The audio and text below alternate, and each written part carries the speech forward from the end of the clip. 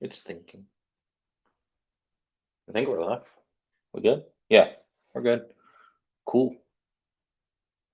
All right. So I'm not Josh, but he'll be here. He'll be here shortly, and we will be doing the Georgia runoff. Well, watching the Georgia runoff. Which, by the way, when do the votes? Do you know when the votes coming? As far as counting starts, should be starting. Yeah, updates now. Yeah. So we'll be watching that live, and we'll go from there. Oh boy. This is honestly pretty important. Uh, right now, it honestly probably more important for the Dems because they don't want Kamala Harris to be the next person. I mean, the deciding vote. Even though she would clearly side with Dems, but you know, the more control in the Senate, the better. So, I mean, we did lose the Senate, so it is definitely better for the Dems if they win this. But it's, you know, if we do get if we do end up beating Warnock, it'd be way better for the Republicans in this case. But I mean, honestly, it's not really good either way. But we did take the House. The Republicans took the House, so that is good. So yeah. If you're wondering where Josh is currently beside me, messing around with some social media stuff. That's, you know, some of the stuff. We had some technical issues earlier, so that's currently what is going on. Live update returns. Cannot read the rest of that because the phone's in the way.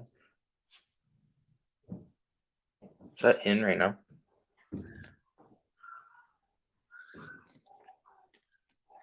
Sounds like a dog is dying. Yeah, I know. Votes are being tallied in the year's most expensive. Polls have closed in Georgia. Well, that's good.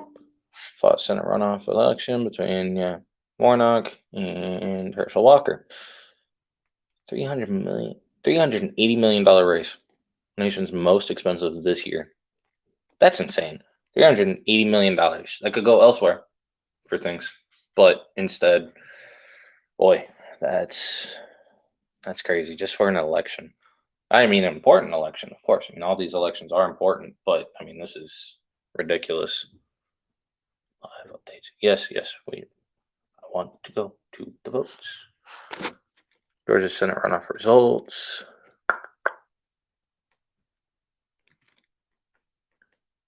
If this is current, man.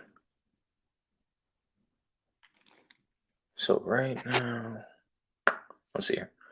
I want to refresh. Reload. I want to refresh. No, not that. Touchscreens are so much easier sometimes. Where is the refresh?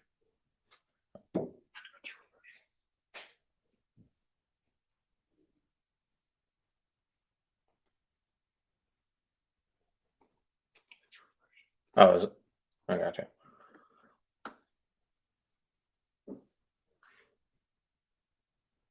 They got 30% of the votes in, and currently right now, Warnock is up 54% to Walker's 45%. But with 30%, anything can happen there.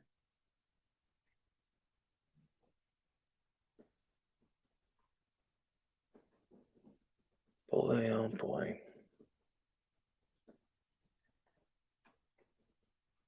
You know, before this election, I mean, not before this election, talking current stuff, the House recently passed, within the last couple weeks, they passed I'll have to go to the Senate, and it'll pass in the Senate more than likely as well, but they passed a marriage act that apparently protects marriage, which I thought, well, gay marriage and trans marriage and everything else, you know, marriage within itself is protected, but yeah, which basically the bill would, if somehow, goodness gracious.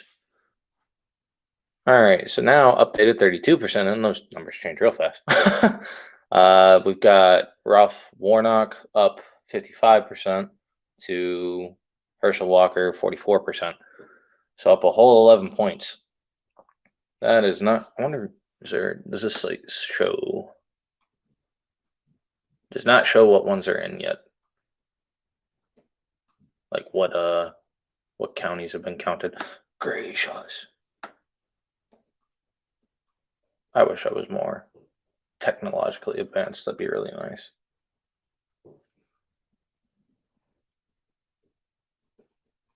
Come on. But anyway, back to what I was saying. The House currently, within the last 2 weeks, has passed. Then this is typical. That the House and the Senate, they pass a bunch of legislation before the changing of all the new guys and everything for the House and the Senate. But they ended up passing a marriage act that essentially the Dems are worried about the Supreme Court overturning the gay marriage. So to where it would go back to the states just like Roe v. Wade did. Which honestly, I think stuff like that should go to the states anyway. But this would not allow it to go back to the states, where a state would essentially, let's say theoretically, that the Supreme Court did overrule gay marriage anyway, and Alabama, just using them as an example, said no more, we don't recognize gay marriage.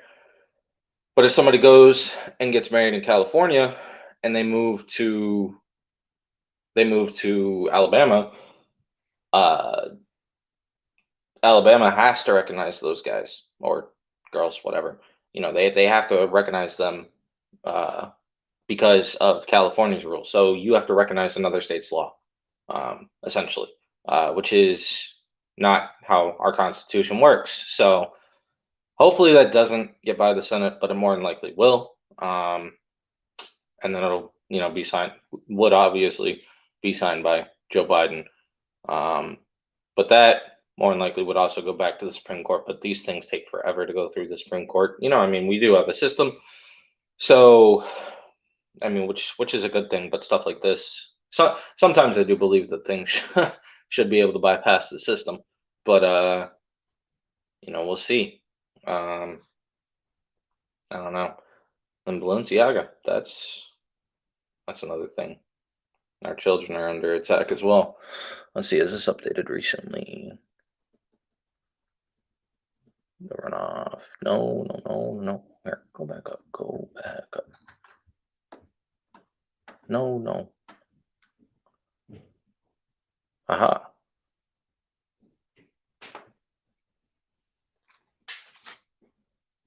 600. All right, Warnock has 677,000 votes to Walker's 521,000 votes, with 36%. No, yeah, 36% in currently right now. And we're updating again. Oh, okay. Still the same stuff.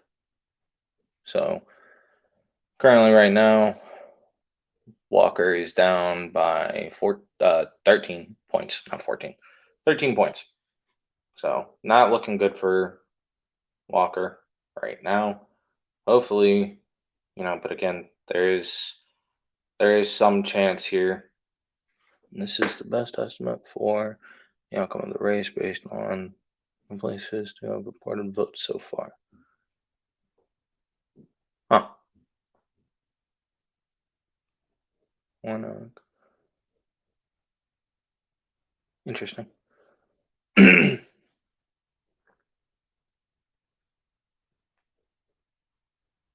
So that must be a lot of the blue. Seems like a lot of the blue counties have definitely gone in thus far, but we'll see. Got another update with 38% of the vote in now, and Herschel has not gained a single point. Actually, he's gained a percent. He's going 0.1%, but oh boy, let's hope Herschel can pull this one off. you know, the one thing with this race is both of these guys had some stuff on them. Herschel Walker, you know, he said some stuff in the past. He's had some stuff against him where, you know, apparently paying off women for abortions and stuff like that. You know, but you've got Ralph Warnock, who was supposed to pastor, but also, you know, ran over his wife. Well, his wife's foot. Aside the point. You know, one is, you know, with Herschel Walker, you know, doing those things, it's not right. But if somebody has changed, you know, that it is a little different. I mean, you got to question if they've truly changed, but you know, with the way Herschel has spoken before in the past, and also just, you know, previously, and everything, it does seem like the man actually has had a genuine change of heart and has just does genuinely want what's best for the country. Ralph Warnock, I mean, I don't know. These are things currently going on. It was just recently with the whole video emerging of him running over his wife's foot. So I don't know. It's not looking good for Walker though right now. I mean, he is down. What? 11? Yeah, 11. Well, almost two. Almost 12 points. Gracious, can't talk. But we will see what ends up coming in for these votes. Georgia's let me down, honestly. Georgia has. I honestly don't think that Georgia's purple anymore. I believe that Georgia is more a. They're not dark blue, but they're they're turning light blue for sure. Georgia has not been going the right direction as of late, probably since 2016, honestly. Pennsylvania, same thing, although they're a little darker blue than they're a little darker blue than Georgia, but yeah, I don't know. Let's see here. And Herschel Walker is down 12% right now. 12 points. 39% of votes on. All right. I mean, that's not terrible. There is makeup room. I do believe. I mean, neither one of these guys got to 50%. And in Georgia, you need 50% at least to win without a runoff. You need 50%. So I do believe this will end up tightening when they end up getting some of the votes in, some more votes in here soon. So we'll see. And who knows? With the way things go too, I don't really know Georgia's election laws as far as how long they get to count the ballots and whatnot. I believe it should all be done in a day. You know, Florida can do it. So can a lot of other states. Therefore, you know, that should just be a thing. But yeah, I don't know how long this will take. I don't know if this will all be done today. I don't know Georgia's election ruling there or not, as far as if they have to have them all within that day or not. So yeah. But let's see, 40% of the vote in, and no, not 44, 40% of the vote. Yeah, I did say 40. Okay, anyway, 40% of the vote in, and Ralph Warnock up with 742,000 to Herschel Walker's 593,000 votes right now, giving Ralph Warnock a 11 point percentage over him currently right now with 40% of the vote in. So could change, but we'll see. But it's crazy. All right, people. Thank you for waiting. And we really are very, very thankful to have you joining us this evening. It has been a busy day for both of us. We've had some technical issues already in the beginning. But yeah, like he just told you, right now we're looking at Warnock with 55.3%, Herschel Walker with 44.7%. Did you have expectations? Like, do you care to make a prediction? Do you have expectations of what you think might happen? Any ideas? Like I said before, I don't think that. I think that Georgia is no longer purple. Right. I think it's more of a light blue. Like I said, Pennsylvania is a darker blue. But yeah, Georgia has turned into a light blue state. So I do not. I don't know. I honestly could see Warnock coming out with this. Sadly, I don't want that, but I I don't know. Maybe that's just the pessimist in me. I'm always It's not the most of pessimist the in time. you. Most of the time, I'm pretty pessimistic about some of the It's stuff. not the So pessimist in you. I think truly you're being realistic when you say that. I yeah, mean, to me, Warnock is going to be the person. Number one, he's the incumbent, right? yeah, And so there's that. You take that, but then you also consider the history. I yeah, mean, what happened before? You had it was Loeffler and Purdue versus I want to say that guy's name was Ossoff and Warnock. yeah. But And with the so, election stuff that went yeah, on there, I don't know. Uh, that one's difficult. As is. I mean, I don't know. Like I said, I'd like to be optimistic, but it's Georgia. Georgia's let hmm me down. Pennsylvania's let me down. So those states are slowly becoming dead to me. As you unadopt them. yeah, like You're dead to me, son. yeah, it's kind of like You Ohio. disappoint your old man. It's kind of like Ohio. I mean, I don't like Ohio as is, but being a You're Michigan, not a Buckeyes being a fan? Michigan, no, I was no, gonna say you're not no, a Buckeyes fan. no, I am not. Go blue. But but no, I Hey, mean, I celebrated. yeah. I'm not even a Michigan fan, but I celebrated. Oh yeah, I definitely celebrated a lot. Of But course you did. but no, I don't know. You know, Ohio and Michigan both let me down because those are swing states a lot. Not currently. I'm just talking in general. Like, but they're not dead to me because they flip flop all the time. Versus Georgia and Pennsylvania seem like they have chosen finally. Um, they've always been kind of purple. Well, actually, they've always been That's kind of interesting. purple. Sorry about that, guys. They've always been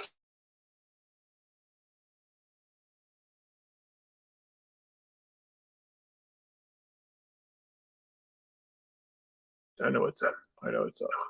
Oh, you don't? Oh, okay. Oh, you don't? Oh. Yeah, we apologize for the echoing, people.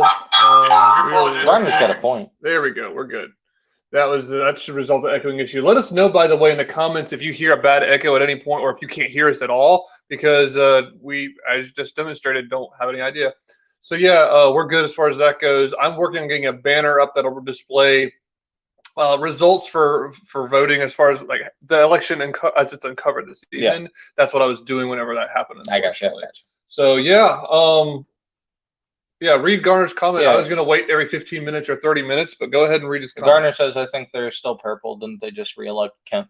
I mean, they did, I think, right? Yeah, they reelected Kemp.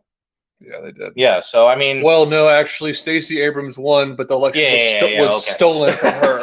Yeah, you should know this. Right, Cookie Monster. Right.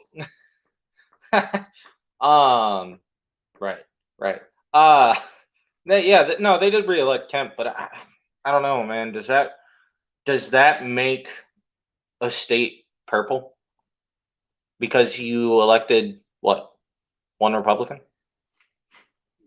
I wouldn't say so. Yeah, I could argue that it's still light blue. It's more about their history. Yeah, I mean, I don't know. I mean, no, it's good. It's good that they, reelected Kemp. I mean, no, that is good. That's great. But I don't know if that makes them purple. Oh, hey, that's the map that I wanted to see. Oh wait, no, that's not the map I want. Actually, that is the map. See what does it show what's coming in thus far? Augusta. Hey, that's where my girlfriend lives. You maybe not should have said that to a million people. Well, yeah, kidding. Yeah, right. A million people watching this. Yeah. Yeah, right. Let me go up and see. Athens, back in Savannah. Trying to pull up the results here. 55.2. Oh, we know where Atlanta's going. Yeah, what a surprise. They might as well just take all those votes and, with Atlanta right now. But we know where Atlanta's going, just like we know where Columbia goes and Columbia in this state. Yeah, I understand. I mean, to me, yeah, we can always hold out hope and be optimistic, but you're correct. We do know the direction that's going to go. Yeah. All right. For some reason, right now, the Associated Press is not displaying. Okay, there we go. We have, well, we don't see anything for Walker right now. Let me click on this result right here and see if I can blow this up. No, This says I'm with you. 37%. Well, that's 37% reporting. Yes. Yeah, but the other one had 40% reporting. Well, this is AP. Yeah, AP, and the Oh, I other got one you. was New York Times. Oh, okay, that makes That sense. would be why. That makes sense. All right, so 44.8 is what we're showing. Yep.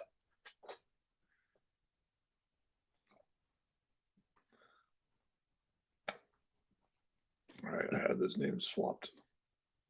They both have names that begin with W's. Is the other thing? Yeah, I can't make it difficult. Yeah. Definitely can make it difficult. I'd also like to see Herschel Walker in just to give him a chance. I hate to see how much this man's been attacked too. You know, like, you know, we talk about Black Lives Matter and all this type of stuff, and you're attacking. There's been ads attacking this man because of his race and stuff like that. I don't know, just how you can attack somebody based off of their race. I'd rather you attack somebody based off their character than attack somebody based off of their race. Well, that means you are not on the left. Oh, Because clearly. even though he is touted as a hero in this day and time by the Democrats, it is very much against what the left believes Yep. to judge someone by the content of their character, not by the color of their skin. Yep. I mean, the Democrats really think it's the opposite. They think that you should only be exclusively judged by the color of your skin. Yes, because that determines your privilege and if you need help or not. You This know, is because true. if you are born, Are you a victim? if you're not born white, then you need help in life. It's like, but that's not how that goes. Like, I mean, I need help, but not for I don't not for think that reason. LeBron's kids are gonna need help later in life. I mean, they might need political help later in life, but as far as, you know, help as a head start monetary wise, they're not gonna need help. You know, like, it's, yeah, I don't believe in such, you know, a racial privilege. You know, we're not. No, we're not in civil war. No. You know. No, we're not.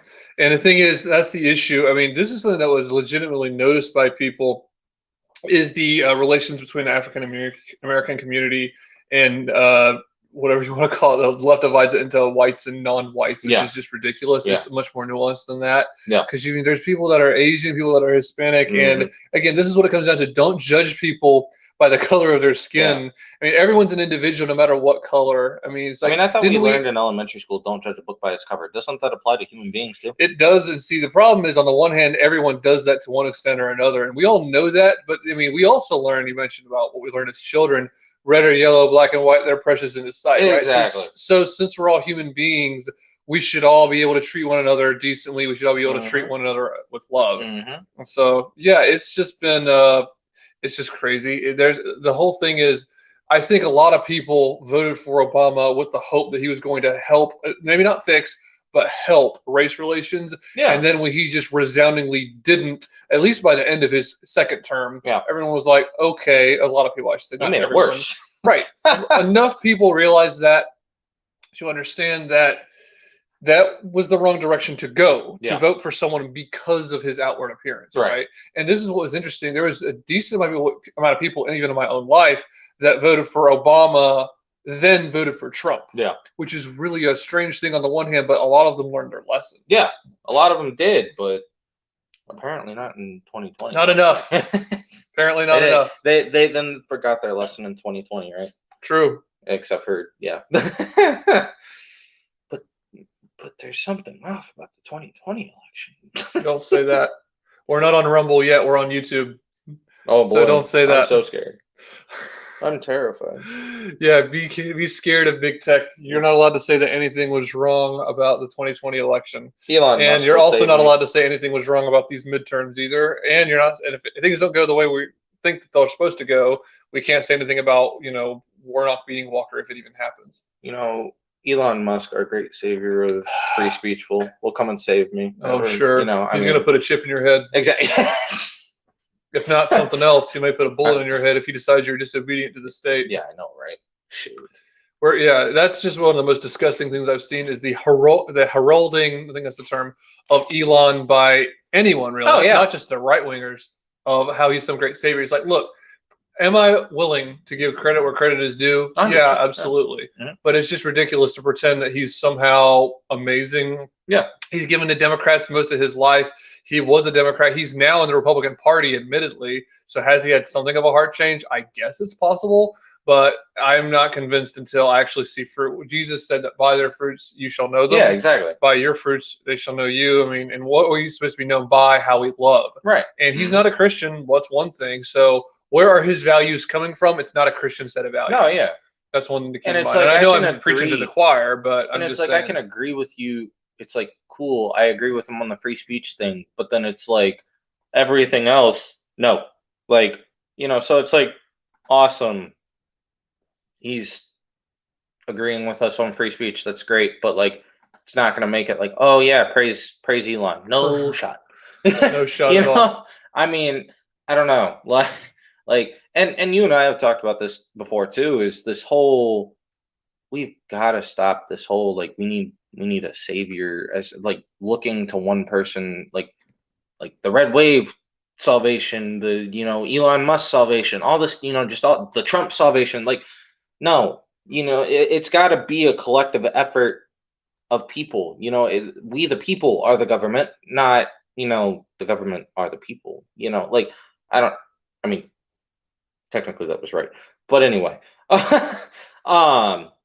no, but it you can't rely on one person to save you. It's got to be us, and clearly also God, of course.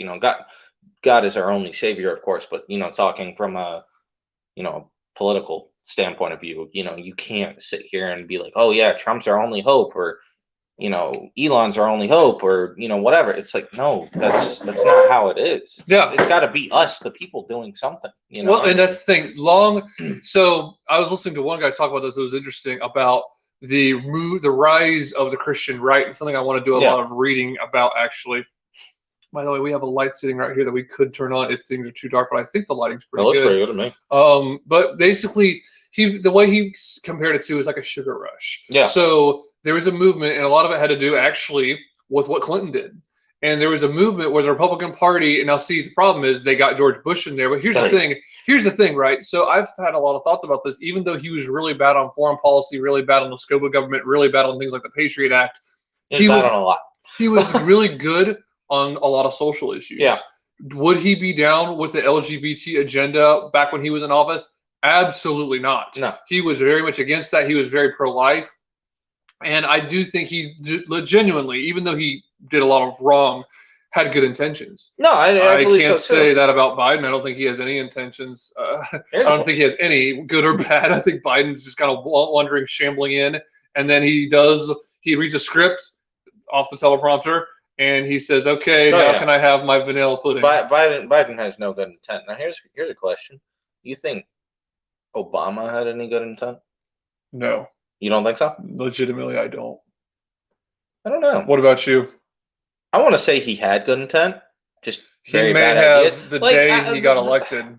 The racial, I don't know, man. Like we were talking earlier, the racial stuff, he might have had some good intent there. Now there was some other stuff that was completely stupid. Yeah, like just everything. Well, pretty much everything he did was bad. But I don't know. I think some of it had good intent. It was just bad policy implemented, but then there was a lot of bad intent too. I think it was a mixture of both. Yeah, possibly. I like to give. It only takes a little bit of poison to kill you. Oh no, 100%. I agree with that too. I don't know. I like to give people the benefit of the doubt to an extent. I mean, I don't know. I mean, I guess the way, we talk about like what wins elections and stuff. I guess the way he talked did at least convince me, even though I never voted for the guy, I never would ever.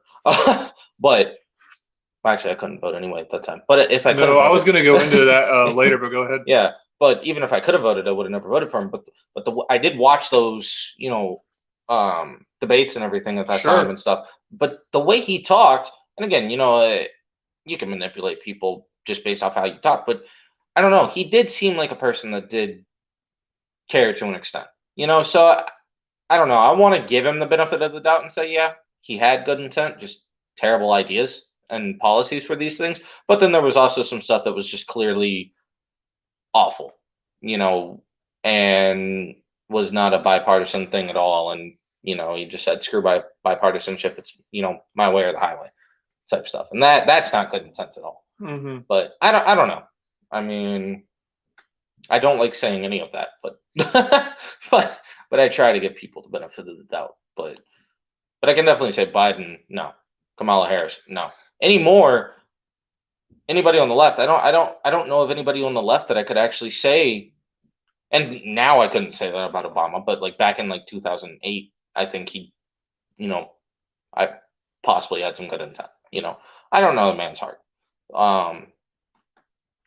but just based off speech and stuff, I think he possibly had some good intent. But now, no, clearly, and like anybody in the Democratic Party, no, and even I'll go further, even a lot of people in the Republican Party, no, there's a lot of people in the Republican Party, Chris Christie, who don't have good intent. I don't know. Oh shoot, who's the guy from Utah, the senator? How did his mind slip? The senator from Utah. You're not talking about Romney? Yeah, Romney, who's not a Republican at all. I don't think he's got good intents either. Honestly, I don't know, man. There's a lot of Republicans that I could name off that, Lindsey Graham, who I do not think have good intents at all. So I don't know. Just politics corrupts people, man. I think some of these people genuinely go in, left or right, Democrat, Republican, Libertarian, whatever, but then they actually get in and it's like their good intent goes away for some of them, I don't know.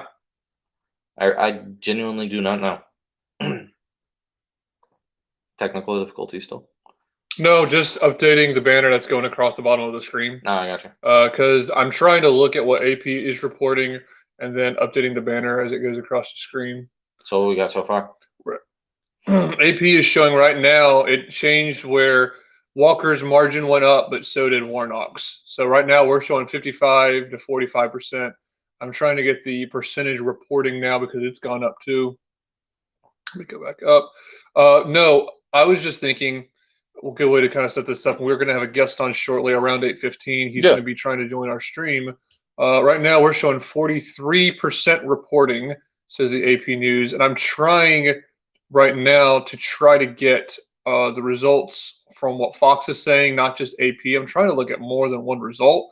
AP, I will say, to their credit, was very, very slow when it came to the 2020 election. They seem to want to wait for everything to be in, which is a good quality to have. You don't want to have the incentive of, we want to be the first people to announce, because that's unfortunately, I think, what Fox did in 2020, especially with Arizona.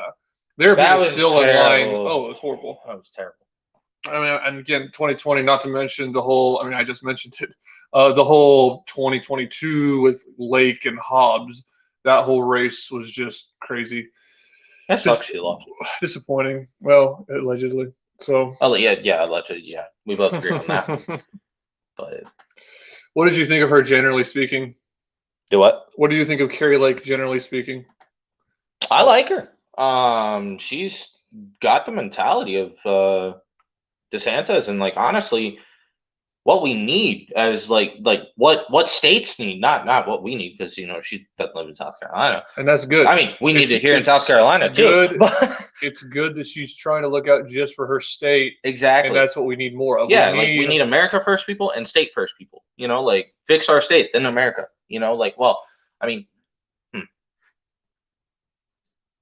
Yeah, I could live by that policy. We got a comment. Don't read last names, read first names. Okay. From Philip. I voted and am from Georgia, and you are correct. A lot of these politicians don't even hold true to their party. But between Warnock and Walker, I went Walker. Hopefully he stays true to his party. That is supporting him. Yeah, no, that's the thing, is like some of these guys, I don't know. How many people, what do you think the percentage is of Republicans that Sorry for blinding you. let there be light. What do you think the percentage is for the Republicans that end up running that stay true to their party? Who's counting? You. I'm Fair. just saying, like, there's no one like I think some of the constituents that care could tell you, but to be honest, I mean, see, here's the thing: a lot of people point to the shining example of Donald Trump, and it's like he didn't keep all of them. We got Rand Of Paul. course not. He does a good job. I'm sure Yeah. he hasn't kept all of And them. I don't think everybody keeps their. I don't think you're 100%. Because even myself, I don't. You know, I'm a Republican, but I'm not always gonna agree 100%. You don't always keep your promises to me. Right, exactly, totally. Thank you. Where's my soda? Wait a minute. The Oreos too. All right, you sounded like a Democrat bringing up lies here. Hey, I do not call people Oreos. I call the food Oreos. Right, man.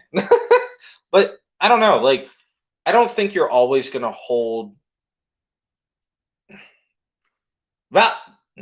Okay, opinion, beliefs, I guess, can change sometimes, but like core, there's values, and then there's like core values, you know. So like, for example, it's my core value is, you know.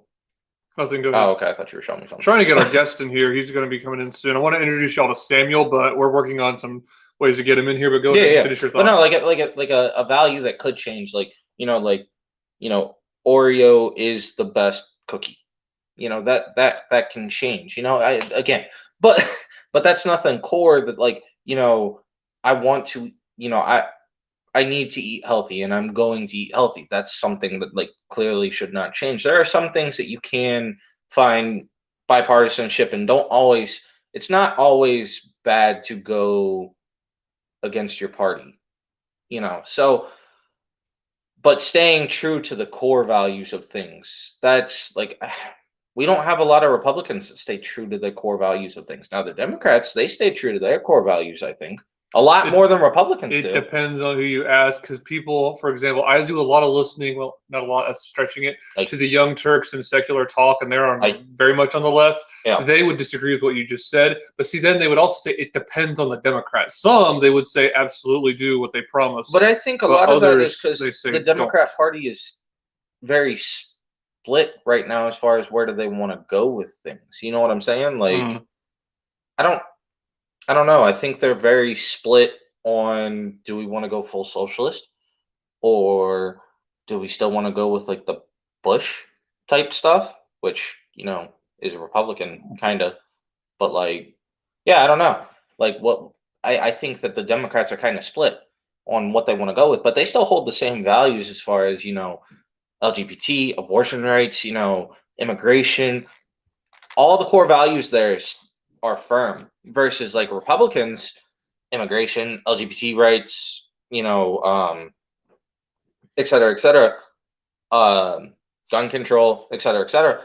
Those aren't completely cemented in for the Republicans. You know what I mean? Like, at least the Democrats, for the most part, have a lot of core values, like, you know, again, gun control, you know, LGBT, immigration, et cetera. You know, they have all that stuff that even if they disagree on the approach, they still hold true to those things. Whereas Republicans, it's like some of them are like, I don't know, or they don't ever want to touch it. So I don't know. I don't know.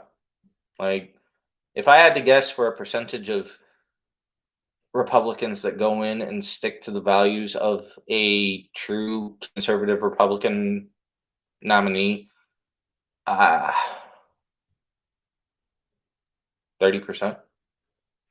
You think 1/3 of Republicans keep their promises? Really? I think that's really high. I think it's way less than that. I thought it was really low, honestly. No, I think I thought it was really low. No, you think they're more than 30% of Republicans keep their promises? No, I'm thinking 30%, like just not more. You said you thought it was low. Yeah, 30%. So you think that there could be high? I don't think okay, that 20%. Okay, yeah, you got a point. 20%. Okay, even that, 20%, I would and say then 30% 10. I is would the say high. 10 or less. I would say I 10 don't or know, less. 10%. Now, see, it also depends. Are we talking about U.S. Congress or are we talking about local politics? U.S. Congress. Yeah, I'm sticking with my number. Okay, now what about local? I think it's much higher because Okay, I yeah. think that one of the reasons people get reelected more in local races. We'll see, there's a Well, problem your feet are there. more to the fire.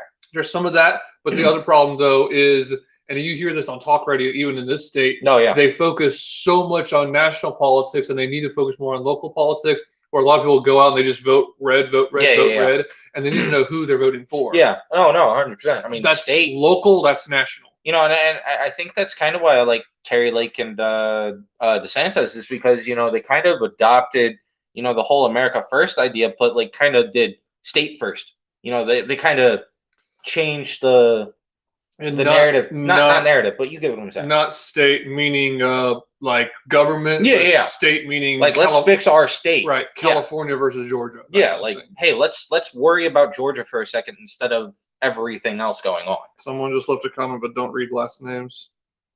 Right. Politics, politics, politics. Okay. Agree. Thank you for your insight. That's what this is. Politics. Yeah, pretty Yes. much. It's like the Chad face. Yes. Yes. Agreed. I think. But no, I mean, on a state level, I think that actually, yeah, I guess okay, I'll go 15%. Not You're state level. moving closer. Not state level. Not state level, but on a congressional level, I would say that 15% probably hold true to their promises, you know. I mean, but you could make the argument that like Trump didn't hold true to all of his promises too. I said that earlier. Yeah. Yeah. So I mean, it's like, are we saying that they have to complete everything in order for that to be? Because some of these things they might promise something, but they're just not going to get it done based off of said circumstances. You know, I mean, I don't know. Like, I don't know. Sometimes you kind of have to, yeah, you kind of have to look at the circumstances. I don't know. Right. Just helping the algorithm, maybe. Oh, gotcha. Tell you, man, he knows technology relatively well. We need to get him working for us. That'd be nice. All right, I am trying to get a guest in here. I want to introduce you to Samuel, who is a gunsmith. So I'm working on inviting him. That's why I've been not just staring at my phone because I'm checking. He's bored of me talking. Yeah, well, there's that too. Oh, okay. That was a joke. That was me listening to you talk is a joke. Meanwhile, okay, I'm getting my feelings hurt. You have feelings? Yes. I know I'm a man, but geez. No, that headband you're not. Oh, wow. Okay. What is that supposed to mean? No, it just means you can knock me out faster. You got that Asian pride, Karate man. Kid. That's right. Yeah, Karate Kid. I don't He was a call it white liquor boy. karate. He was a white boy. This is true. He was. This is true. And you know what? He beat up bullies like you. Oh, that's true. He did, didn't he? Do you want me to be your Mr. Miyagi? No, because Mr. Miyagi did not bully him. No, well, did he though? I mean, yeah, wax on, wax off. I mean, the whole slavery thing. That's a little bullying. Yeah, this is true. Oh gosh, good movie by the way. When was the last? The original? Oh yeah. Yeah, the original. Yeah. Yeah, I was not Will Smith's kid. No. Yeah. No. That one, honestly, Will Smith's kid wasn't bad. terrible, but yeah, Yeah. no, the original's way better. 100%. Oh, yeah, sure. No, 100%. All right, people on Instagram, I apologize. I am trying to move. There you go. That's better. You didn't have any viewers on Instagram, man? I don't know if we do. If you're here on Instagram following us, then hit a like, hit a heart. I think there's a heart logo to hit, and there's also just the comment section. And I can't we got see, but some I think people. your girlfriend. No, that's I can't read it. Somebody did. Somebody Yes, did. you are correct. Okay. The lady, the beautiful angel, is watching herself, gazing down from heaven. So yeah, that doesn't mean she's dead. That means she's. Wait a minute. That means she's an angel. Does it say, dude, she's not dead? Like, what? You read my mind. I was like, wait, did we think this one through all the way? No, it came out of the mouth without any filter. All right. Oh man. And I want you to. So Samuel and I have had conversations. By the way, you need to, if you so choose, plug. If you want to plug your social media at the end. I don't know what the best Oh way to yeah. reach you is when we end this stream. Okay. Looks like our guest is ready to go when we are. I can see him. So we're gonna have Samuel the Gunsmith join us. Do I need to click Excuse anything? us. No, we're good. Okay. Excuse us for any audio issues that may endure, but we're going to do our best to make this work. We have Samuel the Gunsmith that's ready to join in and talk to us about these midterm runoffs having to do with Walker and Warnock. And we're also later, around 9, going to have a former congressional candidate join us, Michael LaPierre, who you and I both voted for. Okay, awesome. Yep, I invited him. I've sent him a link, so he's ready to go. All right, Samuel is almost ready to go. We're getting ready to add him in. No, we're good. We got you. Oh, I got you. Yeah. Yep. All right, we're gonna add him in. We disappeared. Oh, I did it. Oh. Samuel, how are you? I'm good. Trying to get my headset to work. Give me a second. No problem. You can go ahead and mute yourself. We're going to be muting ourselves when we're not talking because of the audio. So, yeah, because there's an echo. It's not. So, basically, the thing that we'll be talking about this evening is history in the making. So, I don't know if you realize this. In fact, I don't think you covered it when you were talking. But apparently, this is what the Senate swings on. So basically, it'll either be a tie or it'll be a bigger Democrat majority. Yeah. Okay. Yeah. There's already a Democrat majority. Yeah. Right? Yeah. Mm-hmm. So yeah, it's just going to be a bigger one. If this will just be either 50-50 split or 51-49, right? Right. Yeah. Yeah. That's okay. my understanding of it too. So, all right, Samuel, you can unmute yourself if you're ready to talk. I'm good. Forget using the headset. If you can hear me through my computer audio, this is great. No, we hear you loud and clear. That's awesome. How have you been? And any predictions you want to make about the midterms, or I should say, the runoff in Georgia? It has to be Walker. It has to be for a couple of reasons. Mainly, he's more popular in Georgia because he's a Georgia Bulldog. Georgia's riding that train, being an SEC champion again, potentially. Or no, they're SEC champion. They're going to be the college playoff champion again. I think he's probably more well known in the community, especially with how big football is in the South. 2 is, if you're voting for Warnock, who are you? What is wrong with you? He is a charlatan pretending to be a pastor. He tried to run over his ex-wife with an SUV. Like, come on. Hey, man, you haven't been to the graveyards I've been to. There's a lot of dead people that are turning out in droves for him. Even those people wouldn't want to vote for him if they were alive. Christmas, God willing, that says, if I die, don't let me vote Democrat. Yes. By the way, the two of you have never met Nathan. Meet Samuel. Samuel, meet my co-host, Nathan. How's it going, man? What's up, Nathan? Nice to meet you, bro.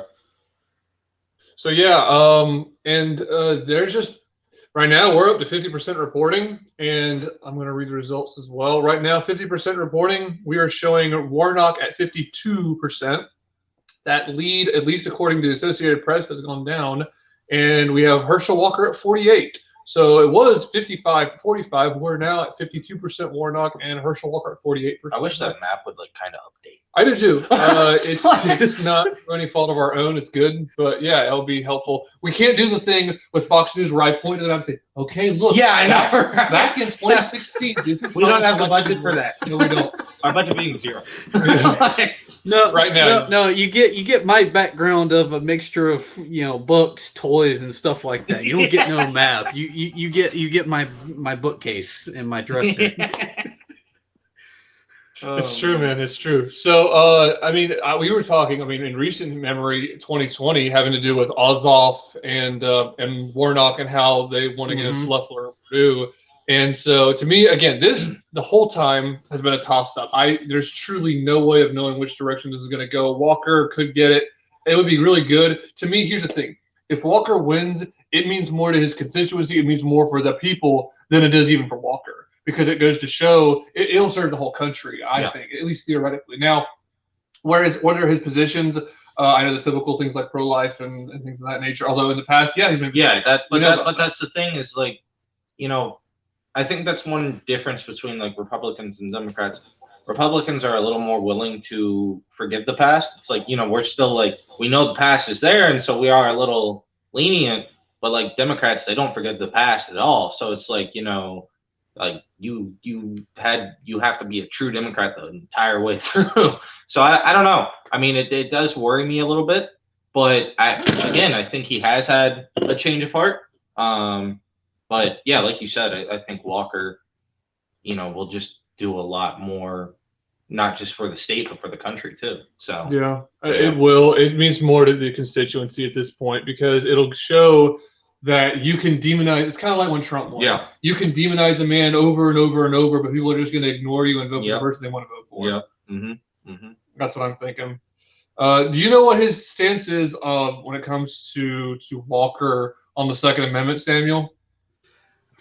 From what I've heard, he's more on what would be the conservative side. I don't know if he's one of those people that make comments about, yeah, maybe we need to change this, but we can't like do too much, or if he's like a full like no touch, any infringement, any rule, any law is infringement, which is kind of where it should be in the conservative party at this point. I don't know how far he goes on it, but I do know he's going to be better than Warnock because Warnock's one of those idiots that wants to pull an Oregon and basically tell you, no, you can't have that.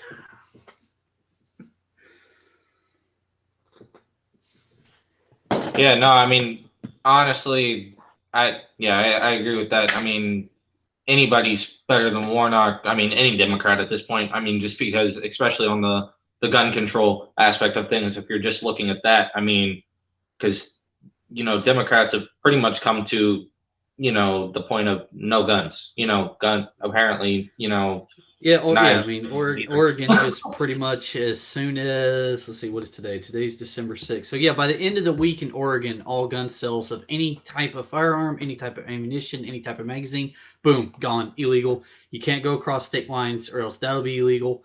And they're going to be illegal until the police departments figure out how to create a registry for basically giving you a permit to buy a firearm, but you have to show proficiency in firearms to have said permit to purchase.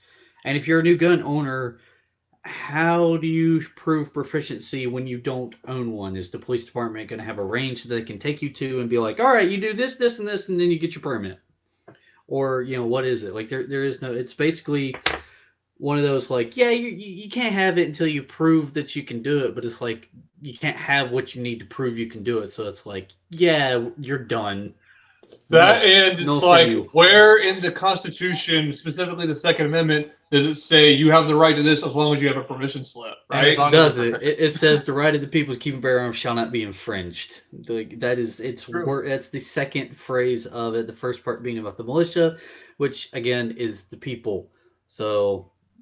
And look, there's an argument to be made, although I wouldn't necessarily agree with it in all circumstances. I mean, I saw a really good post by one friend, a close friend, about responsible gun ownership. And we all want that. We all want responsible gun ownership. Everyone, in my mind, except for very, very extreme fringe, and no one in this call is that, wants responsible gun ownership. Oh, yeah. But we also want freedom, right? And so 100%. the question becomes, it's kind of like, how do you have people acting responsibly, and what do you do with people that are irresponsible, right? So that's the issue, because that's unfortunately when things like red flag laws came out, as far as the plan, which is completely unconstitutional, completely irresponsible, and would lead to tyranny 100%, that spoke to a lot of people that were afraid because of school shootings, right, that were afraid because of what happened in the past, right? Unfortunately, this is how fear-mongering works on some people, right? And look, even if it's not necessarily fear-mongering, it touches in someone's heart about wanting safety and security. Yeah. The question is, where do you have safety and security come from?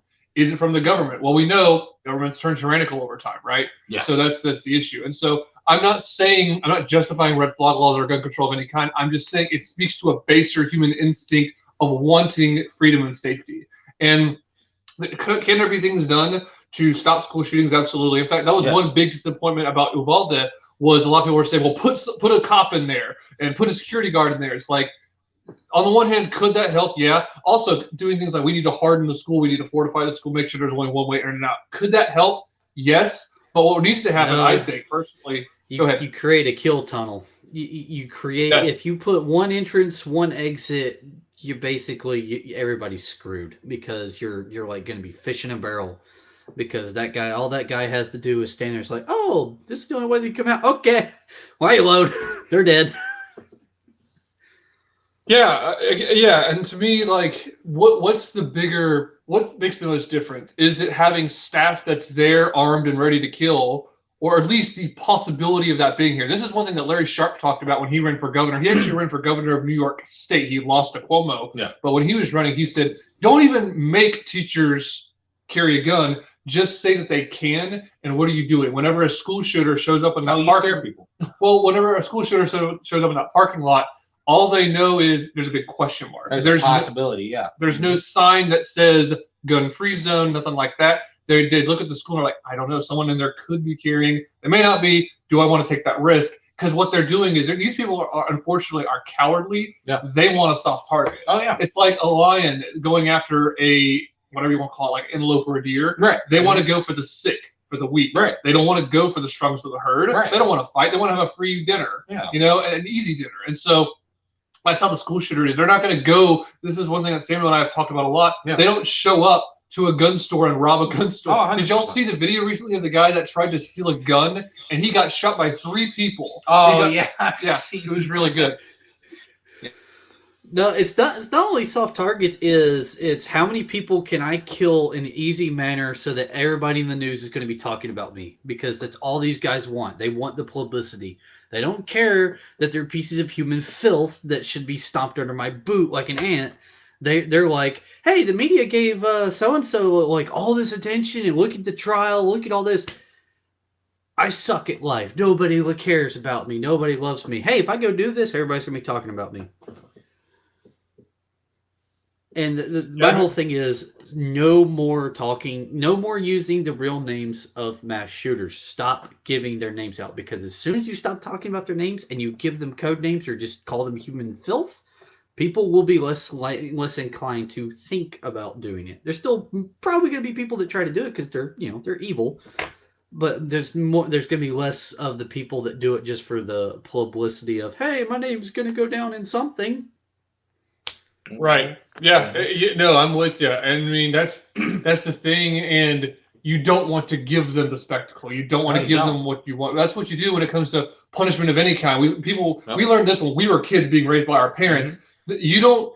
You don't punish a kid by giving him a cookie. No, exactly. You punish him by not giving him a cookie, so that's negative, or by giving him something unpleasant to put up with. Right. Exactly. You now have to go do chores. So get a switch. Yeah. Hey. I never learned anything by my mom handing me the toy that I threw a fit on the floor of the toy store for. Like, I learned lessons by being drug out of there by my arm, and then my dad making my butt red at home after I had that spectacle of a tantrum. Hey, I got a lot of them. I was gonna say I got a lot of whoopings as a boy, but I turned out all right. Yeah.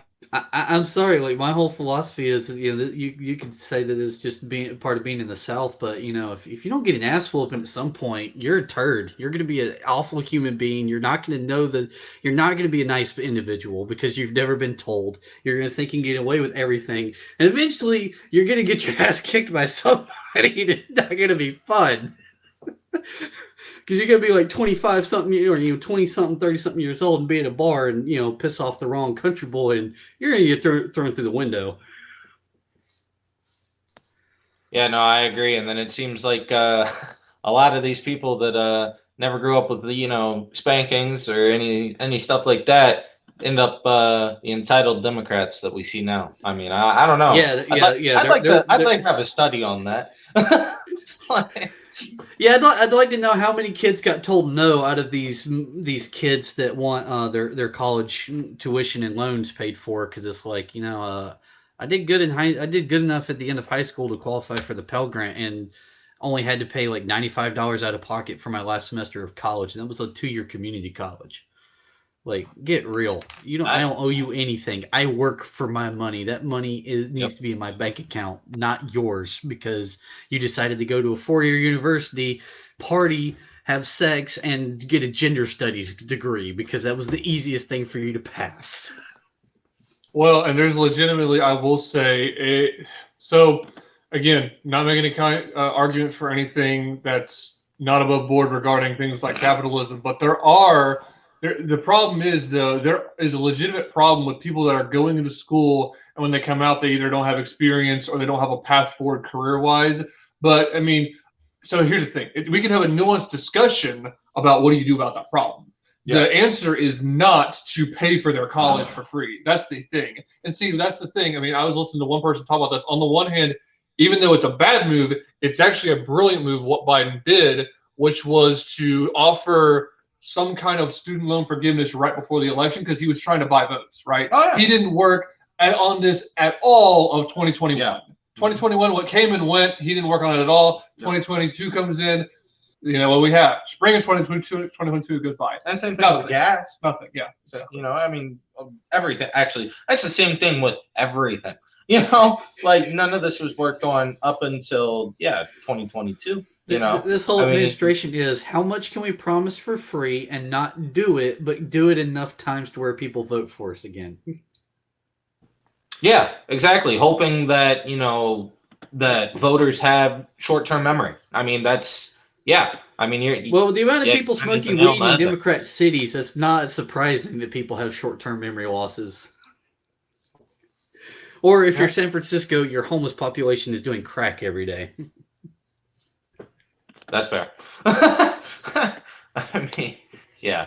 If you ever wanted to see what a human dumpster looks like, just go to San Fran and spend like 30 minutes walking the street. You're going to be like, okay, time to go home.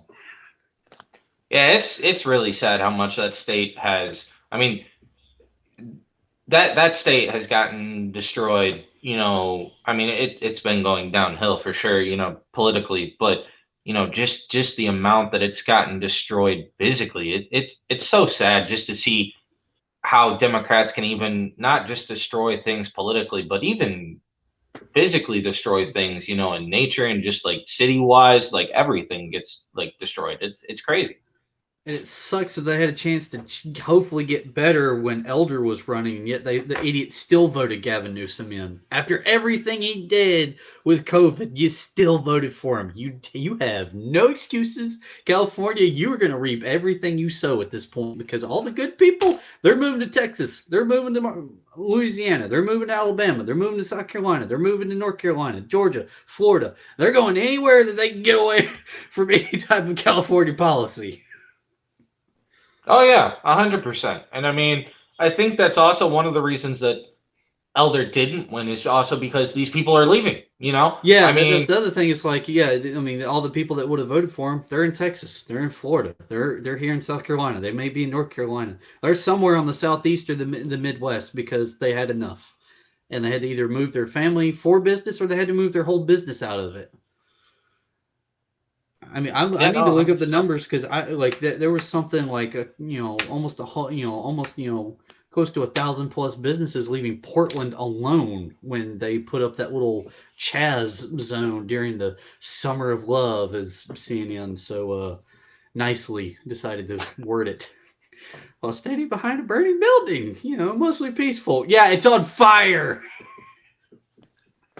Hey, but mostly peaceful. And I'm wearing a mask to help my breath because of toxins, because of what's on fire. But no, it's mostly peaceful. Yeah, right. Dude, get a new job.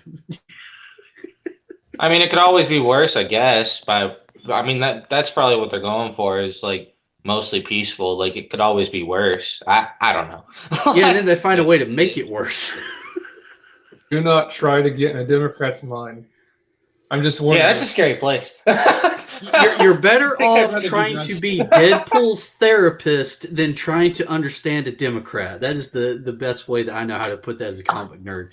You could be Deadpool's therapist and figure him out faster than you will ever figure out a Democrat. Yeah, I agree with that. Like, oh man, that no, a better one would be you can be Darth Vader's anger management therapist and have a better day. That's great. Oh man. Oh boy. I don't know. Like, but see, I think that's what talking about. Don't try and get in the head of the left. I think that's what the Republicans, to an extent, are trying to do. We've talked about this at least. You cannot let the left. But it's like I think that's what the Republicans, to an extent, are trying to do is like get in the head of the Democrats, so we can kind of play some of their games, but switch it towards a Republican stance. That's not how it works. No. I mean, But so I think that's something that, like, honestly, a lot of people need to be talking about more. Is like, don't try and get in the heads because it's not going to work. It's not a good tactic anyway. You don't need to try and understand them. What you need to do is you need to understand your points of why you believe them, and then yeah, I mean, go from there. Not forget what they think and believe for a second. You need to understand why you believe what you believe so you can persuade somebody when they come into you with their other points instead of trying to get through all that debacle. I mean, yeah, I don't know, man, but yeah. It's scary, man. I report we've got 57% reporting. I'm trying to pull up the results from AP. So, Samuel, right now we have had a very narrow margin. Right now, Warnock is barely ahead. So, I'm really hoping, like you are, like Nathan is, that Walker pulls something off here. I'm trying to work on the display and get it back up here, what AP is saying, because that's what we're mainly sticking with, because I can't get Fox to load. But yeah, right now it's looking like Walker is slowly catching up to Warnock. What's probably going to happen, though, is they're not going to catch up. It's just that margin is going to get thinner and thinner and thinner. Yeah, is the thing. That's at least what I'm thinking right now. And truly, in my book, this could really go either way. Who won with, like, since neither one of them got 50, who had the higher margin though? Technically Warnock. Warnock. Just okay. A little bit more, barely. I got you. So yeah, that was what happened there. So yeah, it really could go either way. I'm trying to pull it up on AP, and let me just use my phone because I'm having technical issues with the laptop. But no, I mean, to me, the whole thing here, I mean, there's a little bit of everything going on here. There's the mail-in ballots. That's the one thing. Right. Apparently, they are going to be keeping a count on the ballots. They're going to keep that up. They technically can anyway until the 9th. So they may declare a winner before then, but they're illegally in Georgia allowed to keep counting to the 9th. And the one thing that is a stupid rule. It is, of course, not disputing that. Man, look, I don't have a problem necessarily with, like, now in 2020, I have a problem with mail-in balloting to the extent that they were used. But that's aside the point. Mail-in balloting, within itself, people could be out of town, whatever. There's a good behind it, but like now it's just bad. And also with this mail-in balloting, you shouldn't be able to keep them 9 days later. They need to be counted the day of. I mean, it's just we could put a rocket in space, we could put a man on the moon, but we can't count our ballots the day of an election. It takes 3 days to 3 weeks to count a single election. Yeah, no, exactly. I mean, that's ridiculous. I don't buy it, especially since you go in, you put your vote in on a screen, it prints out a paper, and then that paper gets put in a scanner and it gets scanned electronically. You're telling me that computer can't just keep tallying up that votes from each poll place, and then you just add them all together at the main place and be like, hey, this person won or this person won. Booyah. Simple as that. Yeah, no, I mean, you got it exactly right. I mean, a lot of, just like Florida, they get their voting done in a day, I mean, in that day, all of it, why other states can't do that? I mean, maybe they have a counting problem in schools. Maybe that's what we need to fix. I don't know. Like, maybe we should figure that out. But yeah, I mean, it's ridiculous. Have you ever heard Biden try to count? That's a bad example, though. That's not a good example. Maybe Kamala. Kamala. We're going to have our products printed with 2 words: "Made in America." Nice, man. Don't forget when he was trying to talk about like people working like in the supermarket and stuff. He's like, you got the guy stacking the cans of sauce, It's like, he's driving the forklifts, It's like, oh man, that was. Also, the same guy that tells you don't jump, oh man.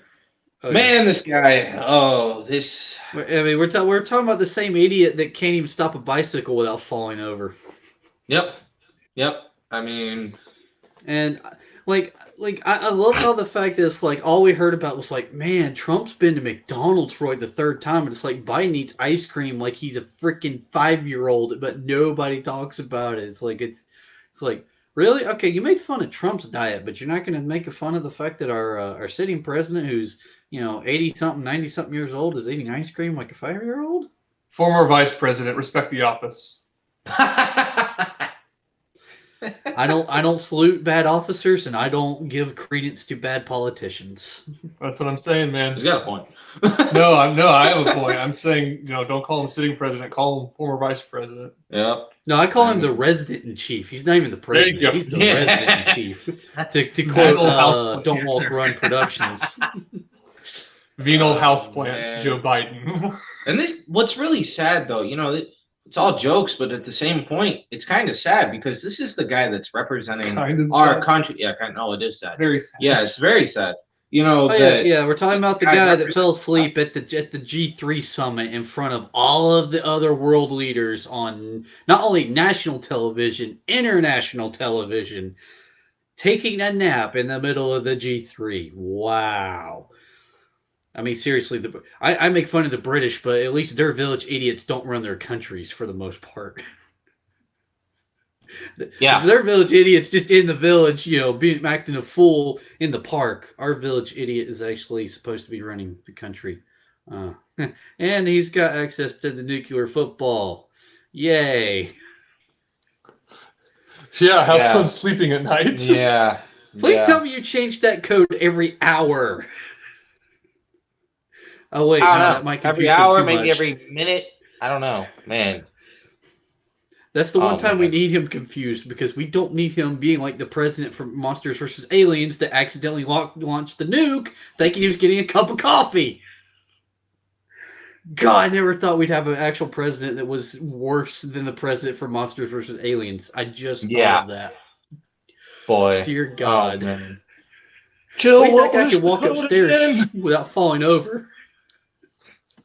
Oh, man. Oh, boy.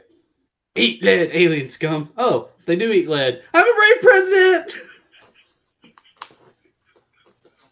Oh, man. Oh, man. Oh, man. Yeah.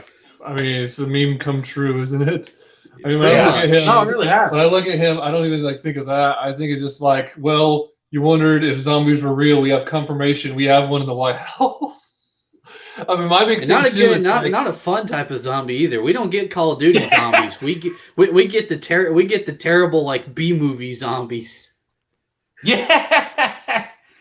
Although if you ask me, if you look at how the Karens and like the really weird people are out in public, they could be the Call of Duty zombies. The way they screech at you. True. That's not That true. the it's ma'am person from GameStop a couple years ago, definitely a Call of Duty zombie for sure. dude, I would pay probably more than I should have, probably hundreds of dollars to make the zombies as they're walking towards you in Call of Duty say like leftist things. It's like, ma'am. It is ma'am. And, see, that would actually be a killer idea. I bet you a lot of Call of Duty fans. I would pay money. guarantee you, if I get on one of the mod websites right now, there's somebody with some kind of mod similar to that for the PC Call That of Duty needs to be a games.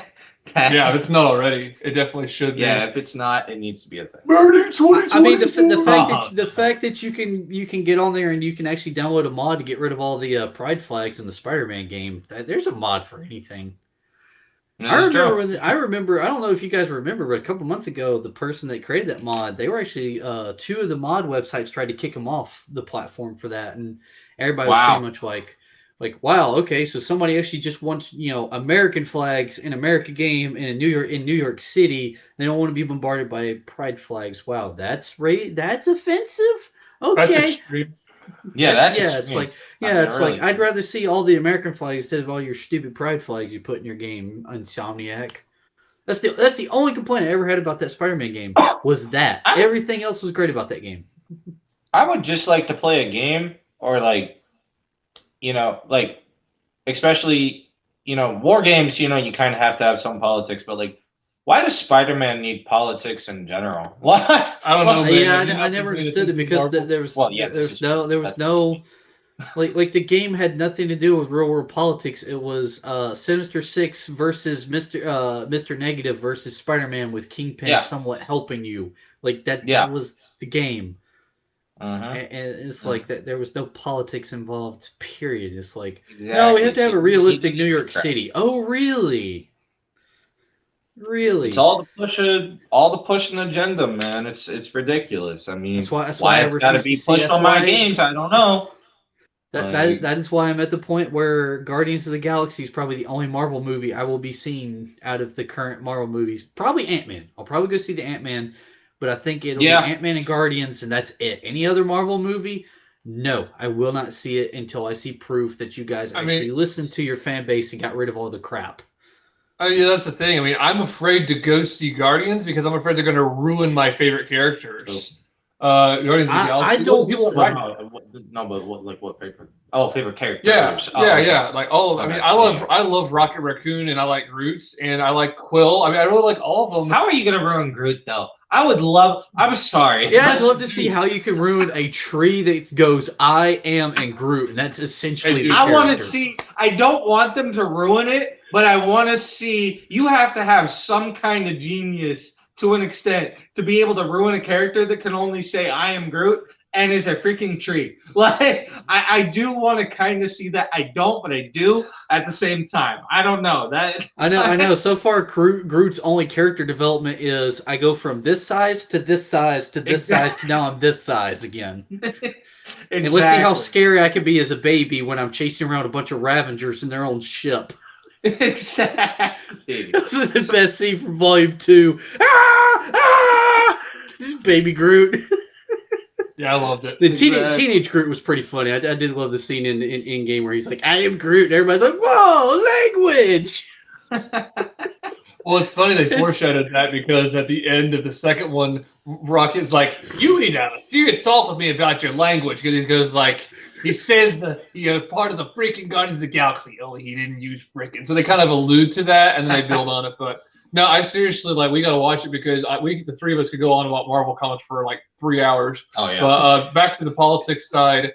I'm trying to update the header, but that margin is thinning right now. Right now, AP News was at 62%. I'm refreshing the page right now, and I'm going to look on the phone because it was at 62%.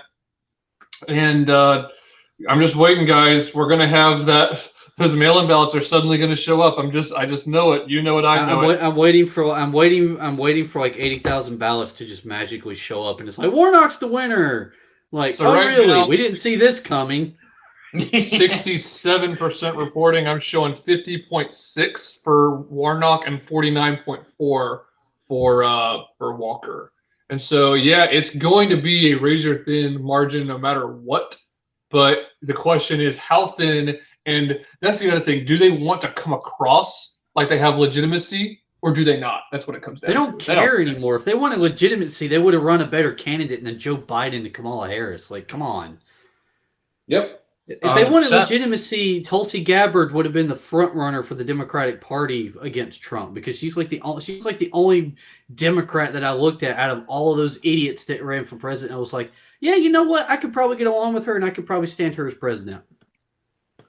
Yeah. And when she announced that she was leaving the Democratic Party, I wanted to throw a party because I'm like, yes, this lady knows what she's doing, and we need to get her in to help start a different party. Like at this point, I'm at the point where it's like we just need a party that's a mixture of conservative and libertarian and traditional Democrats that actually love the country. We different on how we want to help the country, but we still love the country, and we kick all the idiots that hate the country out of office. Yeah. No, 100%. Because I'm sick of Mitch McConnell. I'm sick of Lindsey Graham. I hated, like, it killed me having to vote for Lindsey Graham again this year. Yep. I am so ready for somebody to finally stand up and be like, yeah, I'm running against Lindsey Graham. Get behind me. This is what I stand for. And I will totally 100% vote for that person. Yep. Well, and I'm hoping that it's Michael LaPierre, who we're actually going to have on just in a few minutes once you're off. I remember when he ran a couple years ago. He was on Charlie. I think he did the Charlie James show one afternoon, and I was like, man, I need to vote for this guy. Like, this guy needs to be our next senator. Get Lindsey Graham out and get this guy in. Yeah, man. He came on the Fog and the Whirlwind, which is my podcast, which is the one that you've been on in the past. And I would totally support him either going against Timmons, but definitely Lindsey Graham, because Lindsey Honestly, Graham. I feel like if we got Lindsey Graham out, Timmons would go back to being 100% conservative. Like he is 100. Somehow he gets swayed by Lindsey Graham so many times when he doesn't. Like he seems like a guy that would vote against stuff, and then Lindsey Graham and Mitch McConnell show up, and it's like, hey, we need you to vote yes for this so we can push whatever other agenda we need to push. Bipartisanship. Shut up, Mitch. Go back to the hills of Kentucky and don't show your face again. That is what I want to say to Mitch McConnell. Yeah, I'm going to beat.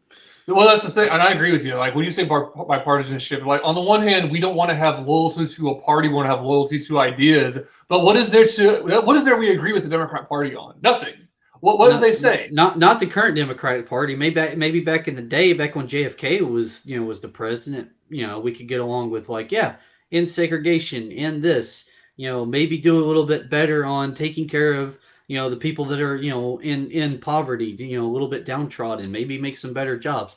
There was stuff JFK was doing, and definitely his brother Robert was doing, that I could 100% have got behind, even though they were Democrat. And then it's like within like a year apart, Martin Luther King Jr. is assassinated, JFK is assassinated, and Robert Kennedy are assassinated. And then look who takes over the Democrat Party. People like Lyndon Johnson. Yep. Who 100% screwed over the country. Lyndon Johnson and his social policies were what FDR tried to do before he died at the end of the Second World War. All right, man. We are going to bring on a repeat from my podcast, Michael LaPierre. Samuel, before we say goodbye, thank you so much for coming on. Number one, glad I got to introduce the two of you. And we really have got to have you back on Zoo Nation, and you're definitely going to come back on the Fog on the Whirlwind. What's the best way for people to reach you? Do you have a social media you want to plug, or anything else you want to say? Regardless, you're going to come back. I actually do have an Instagram that's pseudo for the business that I've been posting slowly on there. You want to plug it? It's Appalachian Armory X on Instagram. That is where you can mainly find me. That's the only social media I care to have at this point. Okay, we appreciate it very much. All right. Samuel, you have a great evening. Thank you very much. We're going to go ahead and bring on Michael LaPierre. All right. It was good meeting you, man. Yeah. All right, we're going to... There we go. Don't do that. Michael LaPierre, how are you, sir? I'm doing well. How are you doing? Doing good. I want to go ahead and introduce you to the audience that's listening. And so we have a former congressional candidate on with us. He's an author of the book A Covenant. This is Michael J. LaPierre, who I had the opportunity, the blessing, the amazing experience of helping him campaign against the Congressman of South Carolina, William Timmons, to represent District 4. And we wanted to have you on this evening to talk about the Warnock versus Walker race. And first of all, any thoughts? Any thoughts about Walker versus Warnock? Yeah, it's going to be a nail biter all night long. I anticipate that it'll go back and forth. I think Walker, last time I looked, he was up 50.9 to 49.1, so almost a 2-point spread. But the concern I think that the Walker camp has is that there are many outstanding votes in the predominant urban and suburban areas, which generally will not bode well for the Republicans. So, I think that's the real big concern for the Walker camp right now. But hey, he's in the lead right now. We've got to hope and pray that somehow he can pull this off. But I really think it's going to go back and forth for a few hours. Yeah, I hear you. What were your thoughts? Let's go back a little bit further. We've been talking about recent history. What were your thoughts in 2020 regarding Warnock going against Purdue? Yeah, I mean, as a conservative, everything that Warnock represents, I despise politically. I think that, he while he's a man of God, I guess he's a preacher down in Atlanta. The policies that he supports, in my estimation, are anti-Bible. So I don't know how you can pull that one off. Call yourself a man of the cloth, and then support abortion, support all of the woke ideas, and just all of that. It quite frankly, it's racism. I mean, you start teaching, all of that stuff, that wokeism in public schools. I mean, that's the most racist stuff that we've had, in my lifetime. So I very, very concerning. It's duplicitous, and quite frankly, Warnock's, in my estimation, is nothing more than a scoundrel. Yeah, I mean, I just wonder who's this guy fooling? Like, who comes to his church? Like, the only thing I can think of is people that are just completely asleep, that are blind, that are completely blind, right? It's like, who can sit there in the pew and be like, well, abortion. Yeah, I see that in the Bible. Yeah. Who's thinking this? Who has this go through their head? Or is it that they're sitting there and they're thinking, well, on the one hand, I disagree with him about abortion, but I'm going to come back to his church next week. Yeah. Or are they literally asleep? Like, they didn't hear that part of the sermon. Yeah. Like, what's going on here? I don't know. It's just, it blows my mind. I've said this multiple times. I'll say it again. I don't understand anyone who got up at any point during this election and said, you know what I'm going to do? I'm going to go vote for Raphael Warnock. I literally don't understand what's going through their head. Yeah. It's like, you've got a guy that will not condemn Fidel Castro. He got up in his church. There's video footage of this in his sermon talking about how, he had a complex legacy and how his literacy program was just amazing. And it's like, if you cannot get up and just condemn Fidel Castro of Cuba, who had political opponents killed, who was an out-and-out communist, then I'm pretty sure that's disqualifying. In fact, I think if you call yourself an American, that should be disqualifying. Because communism is antithetical to what it means to be an American, and communism is definitely antithetical to what it means to be a Christian. Oh yeah, 100%. No, I agree with you. And you're spot on. I mean, I in one of the last books out of the 6 books I wrote, I think it was the last one that I devoted an entire chapter to digging into what the Communist Manifesto said. And I think I might have shared this with you before, Josh. So I took maybe the 20 main themes of the Communist Manifesto, and I juxtaposed or overlaid that against the secular humanist manifestos 1, 2, and 3, and it's eerily similar. One is a political manifesto.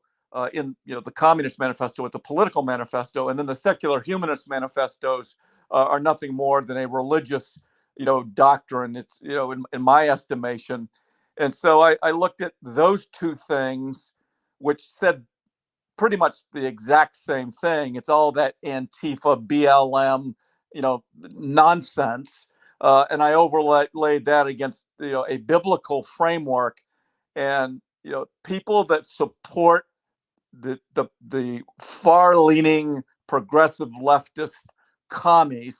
That's what they are. They're nothing more than Marxist wannabes. I think it's dangerous for this country, and I think they're ruining the United States of America. I really do. Well, number one, I mean, I need to begin with first things first. Nathan's my co-host. This is Michael LaPierre. Good to meet you. Michael, this is actually one of your voters. Yeah. Did I tell you about him, or did you already know? Yeah, you told me about him. Okay. Yeah. And I had done some research. So okay, I was trying to remember, because the other thing was there was other people he had in his campaign that were also talking about him, so I didn't know if you'd heard about him. Yeah, no, you had told me. I gotcha. No, I hear you. So I love that. Which book was that, Michael? The one where you juxtaposed it with the Communist Manifesto, the Bible? Yeah, it was titled "The Elephant Brief," and in the Elephant Brief, I really wrote it as a legal brief. So I wrote it as if I was on the Supreme Court, and tried to use the logic maybe and the way that they approached their majority and or minority decisions. Right? They would write their decisions. So I tried to write a decision and it's about an 80, 90-page book. It's a pretty quick read, but I really put the Joe Biden administration, on trial in a sense, for the Green New Deal, for the Marxism, and I just used Supreme Court case law, right? So I'm for the last probably century, anytime they made a decision, I'm using their own decisions to support my premise that what Biden is doing is anti-First Amendment, because they've created a secular religion in America, and I'm not the only one that's saying this. I started my rant, if you will, the basis of my thought 2 years ago, and now I'm hearing people like Marco Rubio and Newt Gingrich talk about the secular religion in America, and I've heard them probably within the last 6 months, and it catches my ear every time they mention the word religion and secularism, right? It gets my attention because that's what I've been writing about. So they're starting to get it, that it's spiritual warfare. Yes. At the origin, it's spiritual warfare. And that's what we've got going on. And by the way, you can, this is, not a news flash, but most of their policy is anti-Bible. Start with the life issue. If you have the life issue wrong, then you can probably pretty much guess all of the other public policy, what it's going to look like, right? If you start with murder is good, then you're going to go right down the Communist Manifesto talking points, because it is anti-Bible, and that's what these clowns are all about. I think even more foundationally than that is, number one, this is what you hit all the time. You've said this on my show. Where does morality come from? That's A. And B is there's been a massive failure on the right to, what's the term I'm going for? Adequately address the whole, separation of church and state thing. Like, you actually hit the nail on the head when you come on here. I'm not trying to just butter you up, but you do. I am trying to butter you up because I want you to run again. But I'm just saying, you hit that nail on the head, and because there's so many people that either ignore it or it shuts them up when it comes to people on the more right-leaning side, conservative side, Republican side, whatever you want to call it. People that just love liberty in general, people that care about biblical values, they hear separation of church and state and they shut up. Or they say, well, that doesn't mean what do you think it means, and then they just kind of move on. They tap dance around it.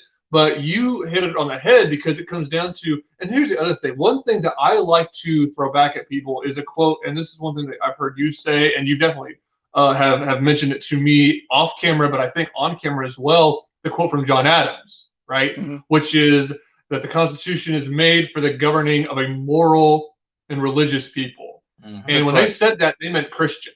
They did not mean, exactly, you come here and you're Islamic, then that's fine. Even like Judaism, there wasn't a whole lot of Judaism going on in the country either. It was Christian, Protestant, predominantly Protestant Christianity. There were Catholics here, but predominantly Protestant. And that was their idea. They knew that if you give people freedom, they have to have rules on the inside of the heart, not morals from God. Yeah. Yes, not morality on the outside. It is a law that is from the top down punishing you. Mm-hmm. Now that is important. There's a place for that. There's a place for law. This, to me, foundationally, what's interesting about that is, in this country, we had a lot of immigrants from Scotland and England. England gave us our love of law. Scotland gave us our love of liberty. And see, that's what we've got a lot going on here. And see, this is what we see going down now. I tell people all the time, what we're watching in this country is a mixture of seeing this constitutional republic fail, like it is being undermined and replaced by a liberal democracy. Now, we're also, though, watching that liberal democracy fail. It's failing. Even as much as it takes place in the constitutional republic, it is failing, because liberal democracy does not work. We're not, this is why the founding fathers did not say, well, we're going to go from having a king to having a king of having 3 million kings, essentially, because that's what democracy is. Oh yeah. And then if you have 1.5 million to 1.5 million, well, what do you do then? You have to get to 1.6 million to 1.4 million. Then you have tyranny. That's what a democracy is, and that means that if 1.6 million, because it's 3 million people at the time of the revolution, that means that if 1.6 million people decide to dominate and tyrannize the 1.4 that voted in the last election, they can under a democracy. And the founding fathers knew history well enough to know not to do that. Yep. And this is why, again, we're not even a democratic republic, or not by design. We're supposed to be a constitutional republic, and really a constitutional republic built with Christian values, right? Really, yeah, 100%. no doubt about it. Yeah, and so your point about the separation of church and state, and I always like to talk about it when I'm on podcast or doing interviews, because it is an issue that not a lot of people understand. Today's version, the American citizenry, they have been brainwashed to think that there's a strict separation of church and state. And I'll tell you right now, that is not what our founding fathers believed for a minute. I think that when they wrote the First Amendment, you have the Establishment Clause and you have the Free Exercise Clause. In their minds, in the founding fathers' minds, those two clauses were supposed to be mutually compatible.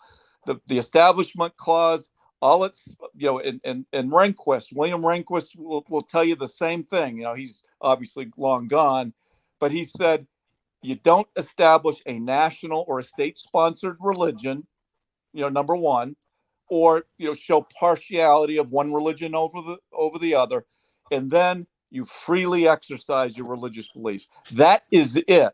So what we have done, the progressive leftist Supreme Court justices, when they hold power, when they had the numbers, they manipulated and they put the Establishment Clause at odds with the Free Exercise Clause, and they've created a whole PhD program on how to create angst between those two clauses, when in fact they should be compatible. And that's the rub. That's the injustice that the Supreme Court has done to this country over the years, when the progressive commies held power in the Supreme Court. And it's just shameful. So now for most of the libs and a lot of Republicans, they think separation of church and state is real, and it's not. It's not, the way the founders intended for it to play out. I believe in biblical separation of church and state, right? It's render unto Caesar, but render unto God, and God is sovereign. Yes. He is sovereign over the political domain, and I use in my book, I write, you never let the delicacies of one's political ideologies override the moral authority of God's word. And we do it day in and day out. And the Republicans are, part and parcel of the problem. The establishment Republicans, they have no basis of there's a political morality, but there is not a biblical morality. And that's the problem with the establishment. Yes. Well, Nathan asked me an interesting question earlier, and I'd love to get your thoughts as a candidate, congressional candidate, of the percentage, and to keep in mind, we're talking Republicans, the percentage of the Republican politicians in the U.S. Congress, so both houses of Congress, the percentage of Republican congressmen, I should say, that actually keep their promises. Is it a third? Is it a quarter? I think it's more like a tenth or less. I say 15. Yeah, I mean, I was gonna. Well, there's some good ones, but probably 5-10%. I mean, if that's probably a stretch, but it's all self-serving. You don't have the Davy Crockett kind of congressman these days, where it's all about country and giving up your life for freedom. These people are simply there to stroke their egos, and it's all about self-aggrandizement. And I think that it's very rare when you get somebody that really cares about America. And a lot of it is money driven, as you know, Josh. Oh yeah. There's a book I want to read pretty soon. I was telling him one thing that's interesting. I will give the left like 1% credit on this is that they actually, some of them pretend at least to care about the money in politics issue. Now here's the question: what the solution is to having money in politics, I couldn't tell you, because to me the problem with trying to get money out of politics is some kind of violation of private property rights. Yeah, it's interesting, and I don't know how to, how to slice and dice that one, because I don't. Can you imagine if our framers knew the kind of money that was being thrown around, and how money was the main issue? I mean, you talk to any Republican chair, any county chair, and you ask them, what's the big thing in winning a race, and it's money, money, money, money, and so unfortunately, morality goes out the window. The Republican Party platform takes a second seat, and it's all money driven. So what happens when it's money driven is that people like Drew McKissick and Nate Loip and others, they're out there casting a wider net, as wide a net as possible, and they're trolling, weak Republicans, and that's not what our party needs. We need strong, conservative, moral, virtuous Republicans. We don't need weak Republicans, and so that's the line that you're kind of uh, trying to dance around when you go that direction. I mean, I just think, in my humble opinion, if you drive a stake deep in the ground, and you stick to your conservative values, I think you raise more money. I think you do. I think being wishy-washy is not the right the right avenue for our party. I don't. So I think we need Republicans with a spine. I mean, we can talk morality, we can talk religion, but when get with your brethren, the establishment, how are you going to react? How are you going to play ball? Are you going to just appease everybody, or are you going to stick up for yourself and do what's right? Yeah, Mhm. I'm with you. Yeah, to me, I agree with you. I really think, and see, this is the thing, right? The Republican Party, I told him when I heard that Mitch McConnell and Kevin McCarthy got back into power, I was just so wildly disappointed. I've been telling other people this. I don't know if I even said this to you in the prep, but Me in too. my mind, I actually told myself this is goes to show how crushed I was by it. I was like, well, dang, we deserve to lose then. This is That's so right. we could have put anyone in there. Anyone would have been better than Mitch, almost anybody. Yeah. And same with Kevin McCarthy. And we got them back in there. And see, what stinks is in some cases, not 100% everything. I like Marjorie Taylor Greene. She endorsed McCarthy. So it's kind of like, look, no one's perfect. On the one hand, I get that. But here's the thing. All of that, even McConnell and McCarthy in leadership positions, that's a symptom. Yeah. The RNC is the issue. We've got to go for that RNC chair. We've got to go for the RNC delegates. That party has got to change. Yep. It's got to change. It is rotten to the core. And look, Ronna McDaniel is not being lambasted by the media every day. That shows she's got to go. To me, Great that's point. the purity thing. Yeah, great point. I mean, she's part of the establishment, and whether it's the establishment on the left or the right, yeah, if she's not taking excuse me, brass knuckles every day, she's doing something wrong. And she just gets a free pass. It's it's shameful. And it becomes, and we've both heard this term before, but very uni-party-ish. It's just so here's how I like to look at it, guys. If we are where we are in today, in our culture, in our politics, we are in a very bad spot, and it's the establishment Republicans who have allowed us to get here. Right? They have negotiated with the progressive lefty socialist commies They are the ones that have appeased, that in negotiations they just bow down. It is their fault. And I'm a Republican. It's their fault, the establishment's fault, that we are where we are. And every once in a great while we get a reprieve. We get a Reagan, or we get a Trump for 4 years. We get a bit of a reprieve. But all in all, they're nothing but globalists and unipartyists. And I'm just sick of it. I really am.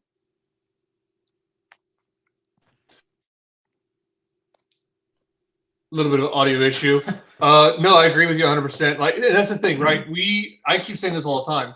We keep on putting Band-Aids on a wound that is enough to fill up the Nile. Like, this is bleeding and gushing blood, and we're trying to put bandages on it. And look, because again, Trump got in, but what did he discover? He was alone in many ways. Now, there were some people that sided with him, and here's the problem in essence of our government today.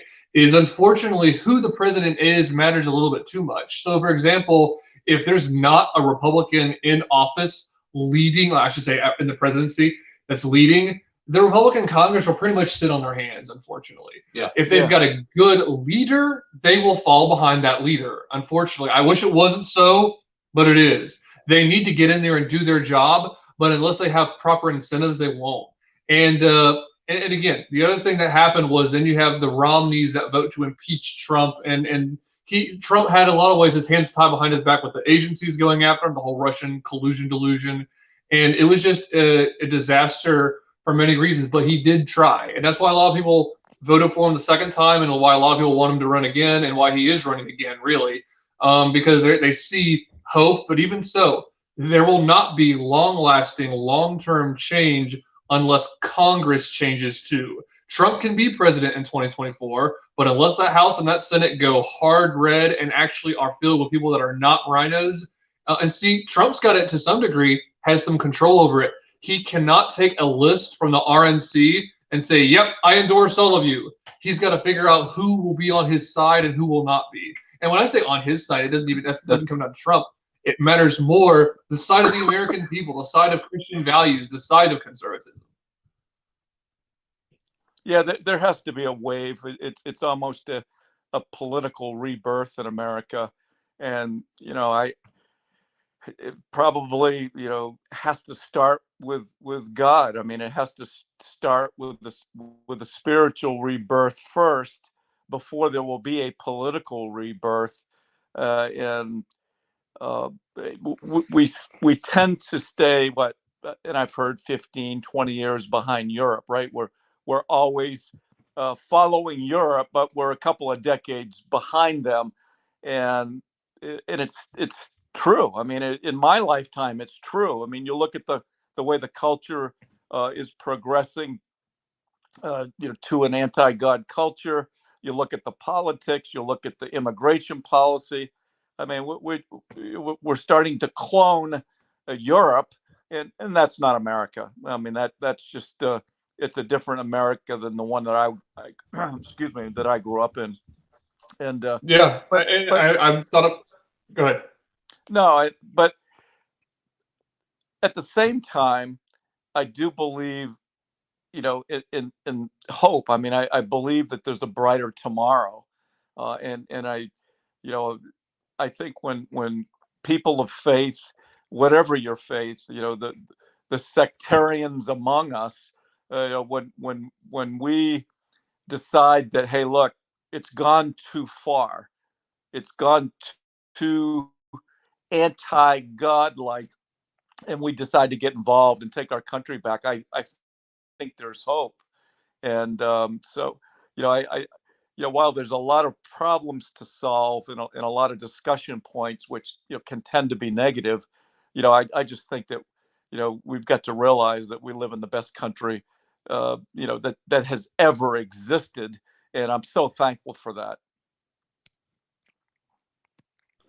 Yeah, and I like what you said. What I was going to add is I like what you said about Europe being the model, because I do think that's genuinely true.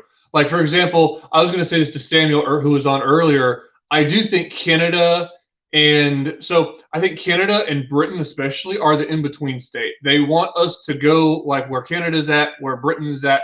Then they really, the end goal of the, whatever you want to call it, the deep state, the establishment of the New World Order, is to make us like China. I do genuinely think that that's the end goal. Whether they will get there is going to come down to the people listening to this and you and I and Nathan.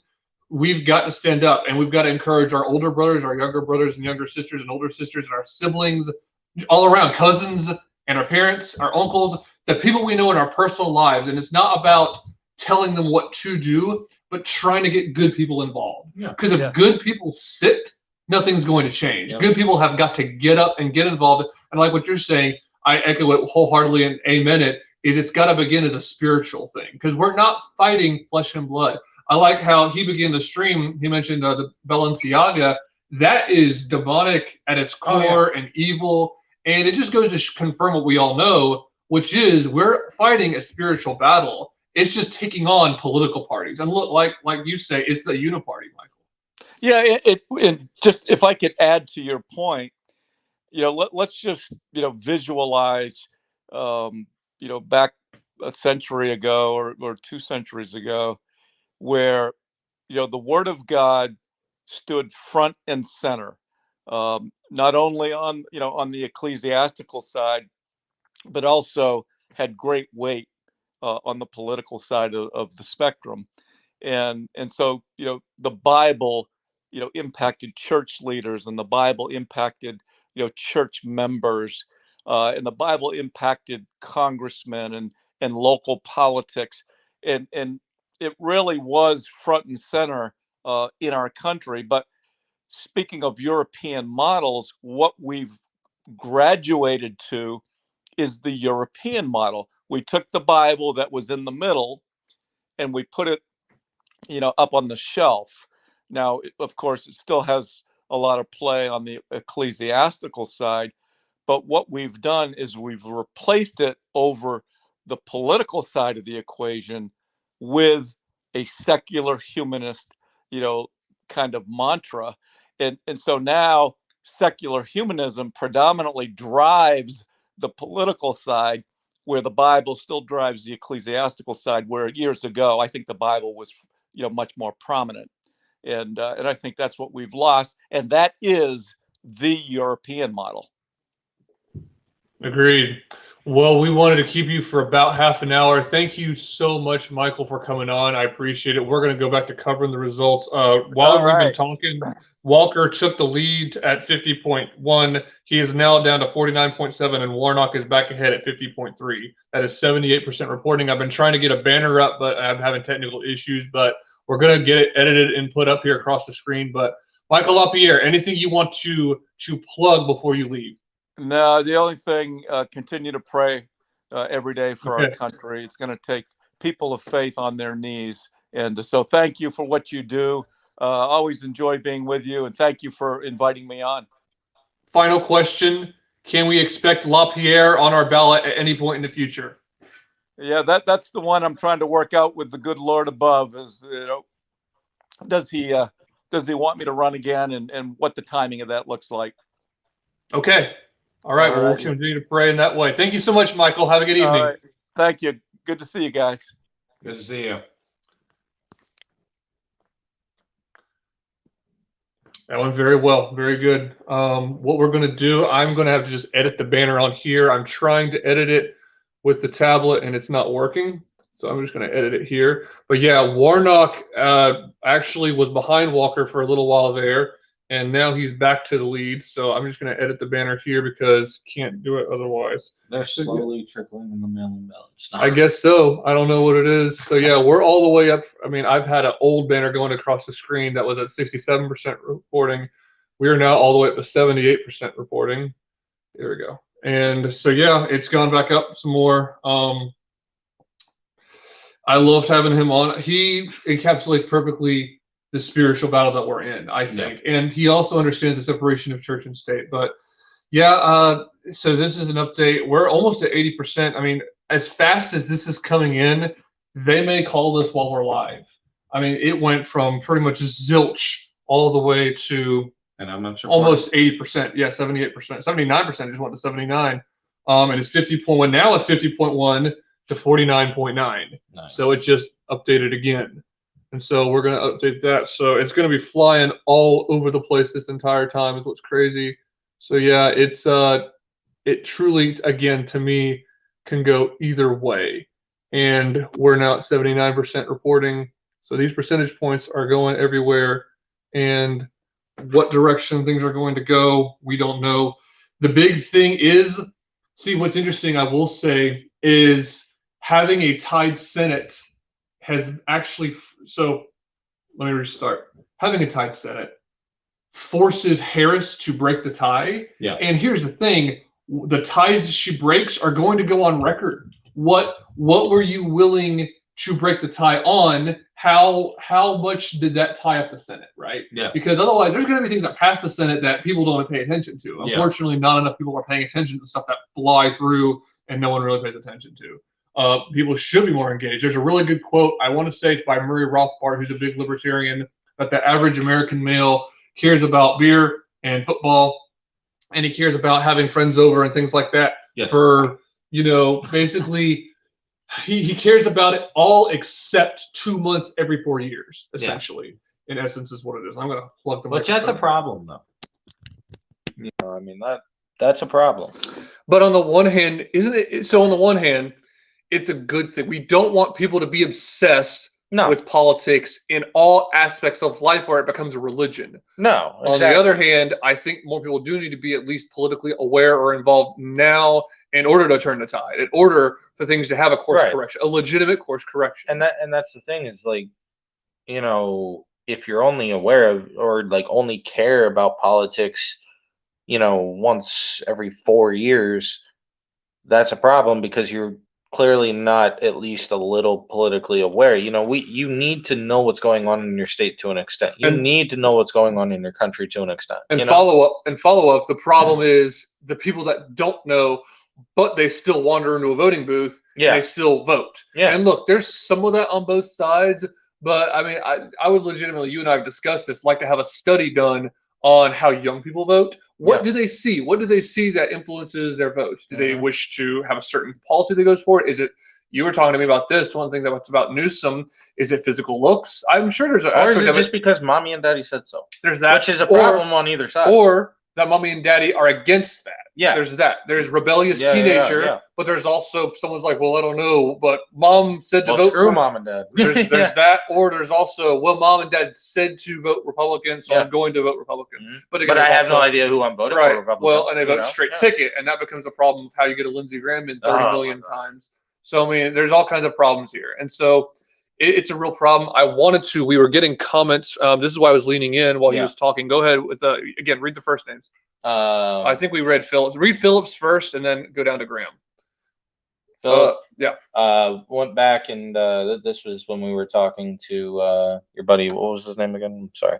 The first one you're talking about Garner. Yeah, Garner. No. Garner no. commented first, then Brent commented, and then Philip commented. No, I'm talking like who we. Oh, went on the live show. with. Well, first it was Samuel. Samuel. Yeah. When we were with Samuel, he commented and said, "I'm glad I found you guys here on Facebook.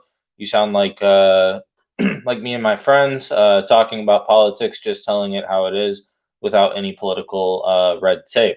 That's kind of how we try to do things. We honestly. do. We try to have honest conversations. And Philip, if you're still watching, thank you very much. Thank you everybody for your comments. I will just say we've been very slow in getting to them because we had guests on. So thank you to Philip, thank you to Brent, and I already thanked a couple of y'all through message. Yeah. And thank you for Graham. So we can go on to the next And one. honestly, Philip, if you like us, share us to your friends too. If you guys talk about politics, hey, we're the we're the place for you. Also, Philip also said switches is what I got for discipline from here in the South. So yeah, switches. Yeah, switches. Did you ever get the switch? Yes. Yeah. Fact check true. So you had to pick a switch. I have. Yeah, I made the mistake of picking a small one. Those Oh. are bad idea. Yeah, bad idea. But oh shoot. Oh, okay. Here we go. All right. Graham said Republicans are inept without a leader to kick them in the butt through the door. What do you think on that one? You agree? Agreed. Yeah, no, I could agree on that one. Graham also says, I never expected Walker to win. Georgia might be trending like a Rhode Island or Massachusetts. Never vote GOP for national elections, but might for governor. Then he also says that's exaggerated slightly, but two Dem Senate seats can't be ignored in one election cycle. That's important. I mean, one thing that I thought was interesting right before I came on, I was kind of talking to a family member. All right, quick update before I finish talking about the family member. Herschel Walker that number has flipped. Herschel Walker is now showing 50.1, and Raphael Warnock is at 49.9. Yeah, that's real close. It is very close, as I said. It was probably going to be. It's going to be a very thin margin the entire night. It's at 80%, so 1% goes up to 80 from 79 to 80. I'm just changing the banner. And yeah, we don't want it too big. 80%. Yeah, so it's very close, and it's going to be a nail biter. This is what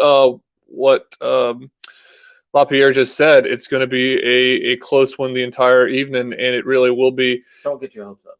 Yeah, I would say that as well. Like, it's just one of those things where it truly can go either way. But I do trust that God's in control, like he was 100%. saying, and it's just one of those things where it's like. It could. And so, yeah, right now, and even just now, How do I go back to the comments? Decimal. Yeah, please. Oh, here we go. And then John, or is that Joan? That's John. Yeah, Okay. John. John says, keep rocking out, dudes. Yeah, we should. Yeah. Thanks, John. You can read the name. Themistocles. Themistocles? Okay. Yeah. Yeah. He was. You know who Themistocles was? Yeah. Politician and a general in okay. in Athens. Okay. Mm-hmm. Yeah, that I wasn't going to be able to read that at all. No, I get that.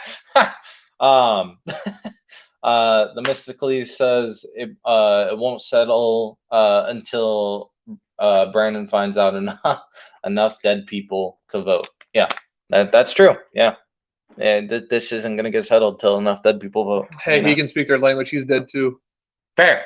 He's a zombie. I see dead people. Yeah. Yeah. Jill, why do I see dead people? Oh wait. Yeah, exactly. It's okay, honey. It's just your it's your reflection. Yeah, it's your reflection. It's your reflection. Yeah. I love it, dude. It's crazy. We've got a Monty. Let's go, Brandon. Yeah, we have Themistocles only on the inside. He's dead on the inside. Yeah, are you dead? No, he's dead. Inside. He's a walking corpse. Man is a walking corpse. He's not just dead on the inside. I don't know. Okay, so we've also now that got is so close. Fox. Yeah, now we've got. 0.2? Okay, well that says AP estimates. Fox 5 is using AP as well, so I guess we may as well just use AP. Yeah. So hey, that actually shows the map a little bit. Yeah, a little bit. Doesn't it? Yeah, a little bit. It's cool. Well, yeah, I mean, it's still Fox is showing what AP is showing, and it's exactly what you see floating at the bottom of your screen. Oh, that's Mike. Mike, who? Anyway, I don't know. I know no Mike. Mike has abandoned us. This is true. He did. He did abandon We love us. you. I don't even know why he's here. He didn't like us anymore. He left us. No, we appreciate all of y'all tuning in and for the comments. No, the particular angle we're following this evening is what's happened in the past. And so, again, we've talked about 2020 a little bit with the Alzoff and Warnock versus Loeffler and Purdue. Had a friend tune in. In fact, I think he's watching. He's actually watching through Twitter because of Elon's buying out. He's trying to use Twitter more. Oh, nice. And so he's watching us through there. And his big thing whenever Loeffler and Purdue went against Warnock and Alzoff, he was on the ground physically knocking doors and basically working on the ground for both Loeffler and Purdue. And he definitely thinks that what the polite Indian gentleman who made that documentary about 2 millennia donkeys, he thinks that's adequate, that is facts-based based on what he knows as far as numbers on the ground in Georgia. Especially the weird thing about 2020 was the whole, a water main broke, and I'm surprised there hasn't been news like that this That's season. ridiculous. Yeah. What are you trying to pull on us? Oh, yeah. What? Like, could it have happened? Sure. But I don't know. That shouldn't stop an election. Like, I don't know. you didn't have any backup plan? Like, well, we didn't plan for this. I don't know. Like, this is supposedly one of the most important, which is, that's always said for every election. But anyway, this arguably was one of the most important elections, and you're not planning for anything and everything. So let's say that did happen and you didn't prep for something bad to happen. I don't know, man. That's just, I don't know. That's crazy. Yeah, it's one of those things that's just impossible to predict. And to even the problem is I was talking to a friend about this recently with the whole 2020 thing. Yeah. You can't reverse engineer what happened very well. I mean, No. Again, this polite Indian gentleman that made the 2 millennia donkeys tried. We've also got who? Oh, that's funny. Who is? You know, Oh, is that? Oh, my best man. I got you. It's Luke. Come on, man, don't dox him. He's sensitive to Lukey stuff like Pookie. that. He's sensitive to stuff like It's that. Lukey Pookie. Oh, come on, don't call him that. We all know his name is Palace Neon. That's his actual name on his birth certificate. No, I mean, AP is still showing exactly what we have going across the screen. I thought I'd refresh it. The Associated Press is what we're using because that's apparently what Fox is using. Dad, not like your potential to just your daddy. Oh boy, this YouTube comment section is really, really gone south.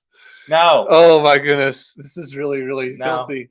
All right, well, there are certain comments we're not reading. No, agreed. Y'all need to start messaging each other. Okay, for anyone watching, we know who these people are in our personal lives. These guys are. Okay, y'all need to pipe down before you get banned from our comments. These are our friends. Oh, who want to claim them? I Yeah, mean, do we really? Ah, my friends, not your. yeah, you can have them. Yeah. Okay. John Vickerman, what do you guys expect to happen if Walker gets? Oh, that's an interesting question. So we kind of said this at the very beginning. I think he will vote right at least some of the time. So I've told you this off air. My thing is with Trump endorsing Walker, the hope, at least theoretically, if you need to step out, I understand. Yeah, I might need to. Okay. Go ahead and disconnect your phone first. I'm going to just talk. Sorry, guys. That's good. The thing is, theoretically, about Trump endorsing all these people is that hopefully, if or how or when he gets Walker in there, he'll go along with the Trump train, right? He'll actually help his plans, and he'll go along with the MAGA agenda. Now, I don't know how Walker's going to vote. He's never been a politician before. This is kind of the thing going on with what Trump did. Trump was kind of a what's behind door number 3 situation. Trump had been political in the sense that he'd given to campaigns and things like that, but he had never actually been in office. Now, Trump is 4 years in. Trump has been in for 4 years. Now he's 4 years out, almost 2 years out. He's going to be 4 years out by the time the next election happens. And so the thing with Walker is he does not have a political past having been in office. And what Samuel said earlier is interesting. Yeah, in the South, football means a lot. There's a lot of people that care about you celebrity-wise if you've been in a football team, because what does sports do? It can help build character and things like that, but you've also been in the public eye. And being in the public eye for a substantial amount of time and not being Me Too'd and not being accused by people and all this other stuff, it makes credibility go down and hurt quite a bit whenever these ex-girlfriends come out. I'm talking about Walker. These ex-girlfriends come out when he's running. It's like, okay, why didn't you talk about Walker negatively before he decided to run? Okay, it's just ridiculous. So yeah, it's okay. No, I'm gonna try to ignore that. This is what I have nightmares about. So right. So no, it's what Walker will do. The only thing really that Walker will probably do is go along with the MAGA agenda, and he's going to be another vote that goes along with whatever the MAGA Republicans do. Honestly, I think he's going to end up being very conservative. Again, like I said earlier in this stream, I think Walker winning is going to do more for his voters than him, frankly. Yeah. It's not going to be something he proves to himself. It's going to be that the voters went out there, they came out in droves and tried to put him into that seat. Yeah, and I don't think, as far as what it does for the country, nothing. Because it's just going to be a split Senate 50-50, in my opinion. I don't think it does anything unless these Republicans can get in and sway some Democrats, but typically it doesn't happen like that. Like, typically the Democrats somehow sway. I say pay off. But some Democrats typically end up swaying Republicans more so than Republicans end up swaying Democrats. So I don't think it does anything for the country per se, except for makes it to where it's Kamala Harris and She has to break the tie. she has to break the tie. So, like you said, it's on record. So that if people will read the freaking record. Oh yeah. And the question is, will they? So again, people are asleep. People have their eyes closed. They're not paying enough attention. Or not. I mean, we've got 83% reporting now. This is through AP, and right now Warnock is back in the lead. So we're going to update our banners. Any other thoughts about what you think? Again, you say effectively you don't think anything's really going to be affected by Walker getting in there. Except for, like, I agree with you. It helps with the, like, it's a big win for the voters. It would help the voters. It would help more so the state. But I don't think it would help. It's not really going to do much for the country, in my opinion. Now, that's not to say do not vote. I'm just saying in this instance, it would not help the country. Like this specific instance with a oh gracious, they both have W names. Oh my goodness. Walker versus Warnock. Yep. Yeah, with a Walker win. Gracious. With a Walker win, it's not going to do much for the country as of right now, but that can change later, as is. So I don't know. But it'll do tremendous for the voters, and also, it would just be a good win for Walker in the first place. But battling through adversity too. I'm telling you, man, we're at 83%. And it's going to be a hard fought battle, but they could announce a winner tonight while we're still live. I don't know. One thing I will say is that, to my knowledge, we got a new comment. I don't know if I want to read it or not. We got 3 new comments. I'm terrified. Yeah, right. One thing I will say about this is we could get off the air this evening, and what could happen is then it's called right after. One thing I will say, though, I was going to say before that, is this – I hope will go longer than 2 hours as far as what archive will go to YouTube. Now, the live stream, to my knowledge, will continue to go and go and go. Yeah. But I think that only about 2 hours of it is going to go up on YouTube and will remain on Facebook and things like that based on our streaming service. Joe says, and if it goes the other way, okay. You just answered the question. Okay. Oh, okay, good. So there we go. If Walker gets in, stops the leftists from pushing through everything, at least Manchin and Sinema can still hold them from pushing everything right now. That's fair. On the one hand, I personally think that Manchin and Sinema, they'll up the price. They'll say, look, if you do go along with what we, the left, want, we'll give you more money. Exactly. There's that on the one hand. Let's quickly, I think we answered John's question, but let's go ahead and expound on it more anyway. If Warnock gets in, so that means the Democrat has an even bigger lead in the Senate. It's already, it's only by a couple votes, right? Yeah. But it's still a larger majority by a couple. If that were to happen, right? Warnock gets in, and it's the Democrat Senate, but a Republican House. To be honest, that's happened in the past. And that's what happened really both times that Obama, I'd say all of Obama's midterms, was the Republicans swept through the House, and they gained in the Senate usually, but not enough to get a majority in the Senate. The only time that really changed, I think, was 2016, because then Trump had a majority. It was all 3, President, Senate, and House. Yeah. But what did they get done? Not very much. Now, they did gut Obamacare, but a lot of that was done with Trump's pen. It was not done with a groundswell of, we're going to actually come out here and kick butt with Obamacare. And a lot of it was done through Trump. And this is the other problem. If the constituency was awake, if enough people cared about this election, how their senators vote and people in the House vote would matter to them more. What do we got next? Palace Neons mentioned another comment, but no, Mike, I agree with you. Or Manti 7.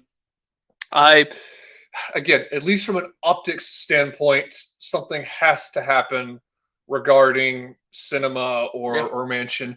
Manchin, though, he's no conservative. He's just kind of a centrist, quite honestly. But at least he on paper does not want to get rid of the filibuster. Now, again, that can change. Again, on paper. that price may go up where they say, well, we're not just going to give you one mansion, we're going to give you 2 mansions. That's a Who knows? that's a question. Does the filibuster, if Walker wins, or even if he doesn't, does the filibuster go away? You mean if Warnock wins? Yeah, if Warnock. Yeah, that's what I meant. Yeah, Yeah. if Warnock wins. Will they have the votes is the question. And to my knowledge, they've got to have at least 2/3. It might even need to be like 3/4 for them to That's go true. through. And they, even if every Democrat voted, the answer to They're that not would be gonna no. convince- They they're not kind gonna of had convince their that many shot, and Republicans. even then, they didn't have much of a shot because the Senate was a 50-50. They really needed to win in 2020 more seats for that to happen. That's true. Yeah, that's fair. No, they need 60 votes to remove the filibuster. Yeah, Okay, that's true. so I Yeah, stand so, corrected. All right, 60. Yeah. So that's how that goes.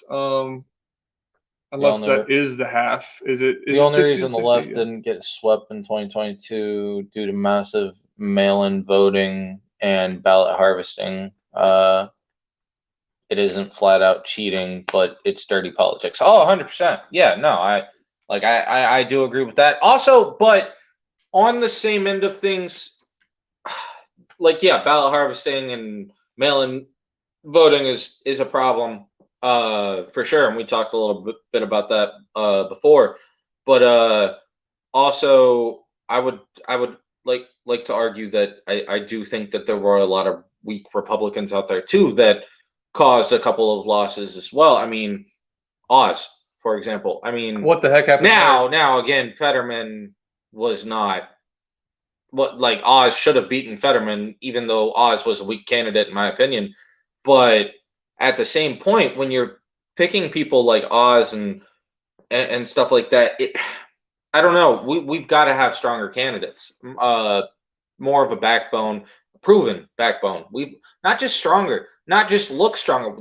They need a proven history to an extent. You know, I mean, I'm willing to take chances, but we also need some proven guys at this point too. So I don't know. I agree with that comment of ballot harvesting and, you know, the mail-in voting causes issues 100%, and it probably could have caused some elections here and there. I mean, not elections. Well, yeah, no, could have caused some elections here and there. But I also say look into the candidates there, because some of them were not the strongest. Well, and Oz is the best example. And back to what I said to Michael LaPierre, the congressional candidate who was on earlier. Yeah. Trump has got to stop taking a list from the RNC and saying, you know what? Yeah, he reads off a list and he's at a campaign rally. Oh, he actually most of the time has a lot of it memorized because he's very smart. Oh yeah, he'll just go out and say, yes, yes, I endorse you. Yes, I endorse you. Yes, I endorse you. He's got to be more selective. Now, here's the problem. You know him well enough. I know him well enough. He's not going to change. Oh yeah, I don't think so. So what do we? That means it's incumbent on you and me and people watching this right now to change the RNC. Yeah. Oh yeah. 100%. That list will only change if the RNC chair 100%. says, you know what, we're not going to run Oz. We're not going to run these weak Republicans. We're going to run MAGA. The people that are being lambasted as being MAGA Republicans. And like LaPierre said, have a backbone. Yes. You know, I mean, that's the thing. I mean, we need people that don't just talk the talk, but also walk the walk, you know, and they don't just bark, but they have a bite if they need to. Yes. You know, I mean, that, I don't know. It needs to be a Christian party in many ways, a Christian values party. And I was even thinking a lot of it, now that some of this is skin deep, is a branding problem. The fact that for this long we've had a Republican as our logo needs to change, that's not the look of a winner. I'm just talking about from a marketing perspective. And even so, like this party really needs to massively change for it to win. Yeah. And it's not going to unless the RNC head is changed and or leaves and resigns. But the delegates have got to change as well. It's just ridiculous how long things have not changed. And until we get someone besides McCarthy as leadership, he needs to completely go. In my book, McConnell needs to completely go. McConnell's in his late 70s, if not 80s. He's got to go. Yeah. He's been in my entire life. And so it's just ridiculous. It's got to change. You need to drop the M and add a B. Yes. And it's just the Republican leadership, until the voters change, the Republican leadership will not. And they've got to be more engaged and they've got to care, because otherwise the what do you call it, Overton window in this country is going to continue to be too much toward the center. And see, Yeah. people think it's toward the center. It's actually not. It's to the left To the because but see, there's a lot of people that are on the strong, solid right, but they check out. They check out, Yeah. or unfortunately, what's going on now is they think, why would I vote? Why would I vote? Because I'm throwing a vote away. And that's not a winning message either. And that's exactly what the left wants you to do, though. But the winning message is to change the system. Yep. One big thing to do it: select your attorney generals accordingly. Your attorney general in Man, your so strong. in your state is huge. Mhm. They make voting law. Maybe Republicans can figure out something in the next 10 years. Hopefully, hopefully less than that. I mean, you're we'll tell ourselves, yeah, right. We'll tell ourselves 10 years, 10 years, 10 years, 10 years from now on, and it's just ridiculous, Oh, man. man. It's just like, when is that going Well, to finally stop? Here's the thing. Maybe maybe people will figure things out within the next 10 years. But we need to figure it out now. Like, we've got to hold these people's, feet to the fire. Mhm. I mean, we can't afford 10 years. We need this stuff now. I mean, it's up to us. I mean, it really is. I don't know. We've got, again, I can't say this enough. We've got to stop this whole, oh, the red wave savior. Oh, Trump's our savior. Oh, Elon Musk's our savior. No, the people need to be our savior. Again, Politically. God, yeah, politically, the people are our saviors, not, just one person. It is we, the people, not we, Trump, or that's improper grammar anyway, but you get my point. Or I, Elon, or, we, the red wave. I mean, to an extent, that kind of the same thing. But, but you get my point. Your point is not to basically be waiting for the cavalry to come riding in. You have to be the cavalry. Yes. You have to be the cavalry. And get as many people with you as you can. I mean, don't.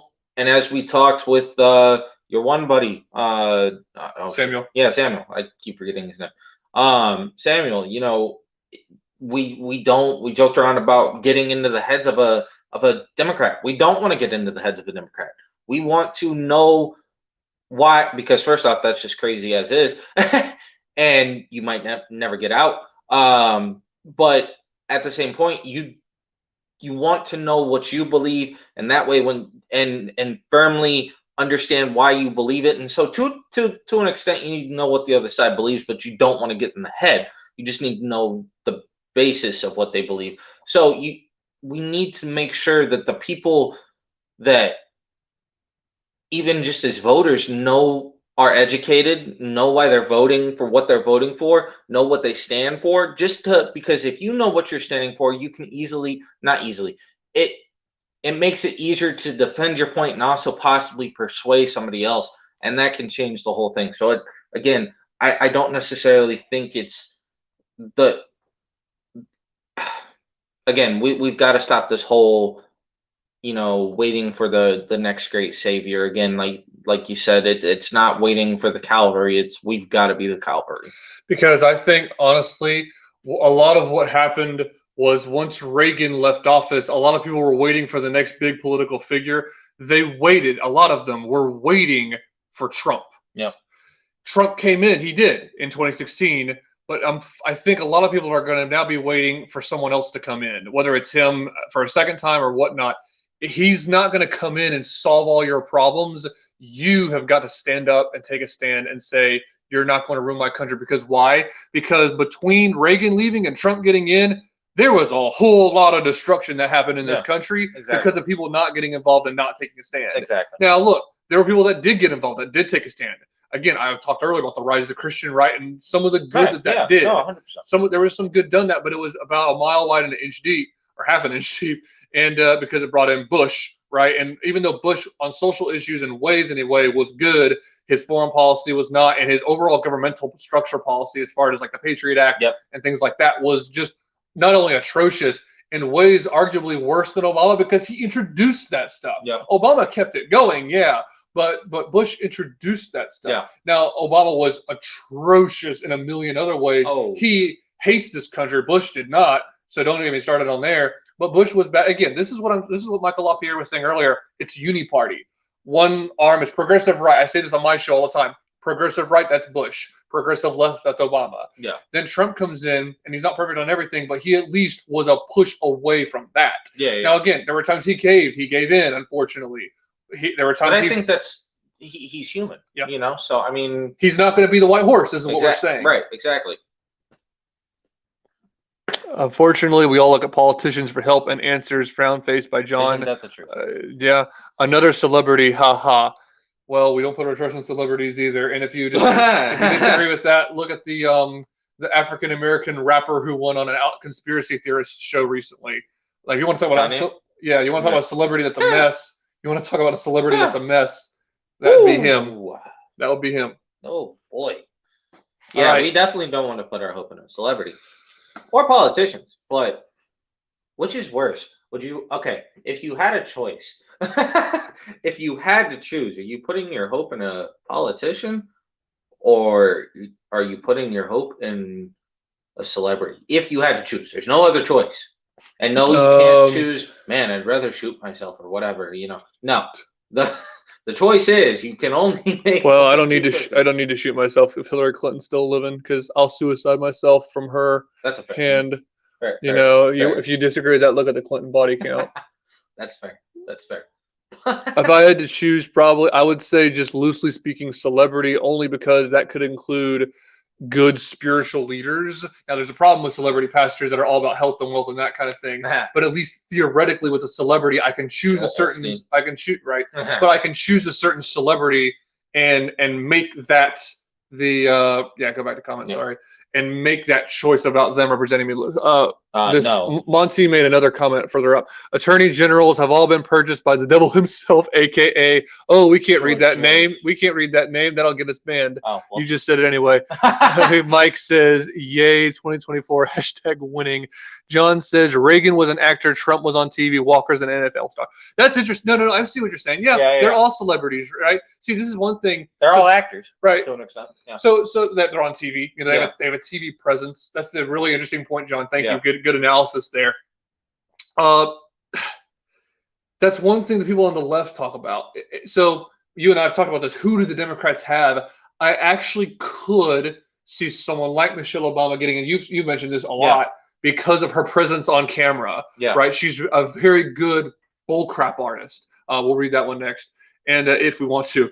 And so there's that going on regarding Michelle. I could also see, though, some big actor like The Rock, for example. Yeah. The Rock has a presence on camera. The Rock is a handsome guy. But I'm just saying, I know, to people that are not that smart, they're going to vote for The Rock. And look, a lot of them would agree with his politics. Now, I'll tell you, someone that legitimately could have been a threat would be Alec Baldwin until he freaking shot somebody. Now, I think, well, remember, knock him dead. ALEC, always load extremely carefully. So if nothing else, we should learn that lesson. So no, I think that would actually disqualify him, and they would be like, dude, like, one thing that one person tweeted about was, Trump can always hold over Alec Baldwin's head. The difference between you and I is I've never killed anybody. Now Trump has ordered drone strikes, so there's that. But I mean, that's what Alec Baldwin would say. Did they actually hit someone? Yeah. Oh yeah, they did. Oh yeah, that's right. Yeah. Oh yeah. I mean, drone strikes are notoriously, they're missed their target all the time. Oh yeah. They're very, very inaccurate. Oh, I know. Monty says, "What about Chuck Norris 2024? He's going to be even older than Trump." Monty, he was very conservative. Well, is. What about Chuck Norris? That would be a pretty cool VP. Two super old conservative men. Speaking of like just celebrities, and you brought up The Rock. I would never vote for him, but I think there was like I think I had read something that he's like one of the most popular people like in the world. I believe, like, he's stupid popular. So like, if he ran, that actually kind of scares me, because to an extent it is a popularity contest too. Like, exactly. And The Rock is extremely popular. Mm-hmm. I mean, because here's the thing, he got a lot of his popularity from wrestling. Yes. So that's one of the reasons he's popular. I would say at this point in human history, more than that, is acting. His acting too, yeah, Yeah. but like he got his start, Sure. wrestling and stuff, yeah. But I'm his just acting saying. like I'm just saying. progressed that. I'm just saying now. Oh yeah, no, 100%. That's changed. Oh yeah, 100%. When you think about that, that's interesting. You should say that. I don't think any conservatives would be like, yeah, he's a wrestler, I'm voting for him. I think they would look at his policies. Again, a lot of people that watch wrestling, I think they're split to an extent, but I think a lot of them lean right because what are they? They're the big alpha male wrestling type people that would lean conservative, and you see that with the lack of political correctness overall, not completely. That's in things like wrestling and MMA. Now that's unfortunately changing with the whole introduction of someone that didn't even claim that he was a male that was fighting. We got a comment from another one from Monty, and then we got one from John. Monty says The Rock used to be super based, but he went full SJW. SJW. Gracious, can't read. That's true. He used to be. I didn't even know that about him. Yeah, I've never been a fan per se of him, and I didn't even used to watch him wrestle. What does John say? John says wrestling is acting. Oh, there's that. Wrestling's fake. That's why It's not fake. I was gonna say you better watch the words. It is acting in the sense of like there's a lot of stuff that you like would probably kill a person if you did some of that stuff legitimately. But it's a sport in the sense of like, I mean, people legitimately get hurt doing the stunts. Sure. It's at least stunts. I don't know. Yeah, I would. You'd never catch me betting on it because I don't even know if you can bet on wrestling though.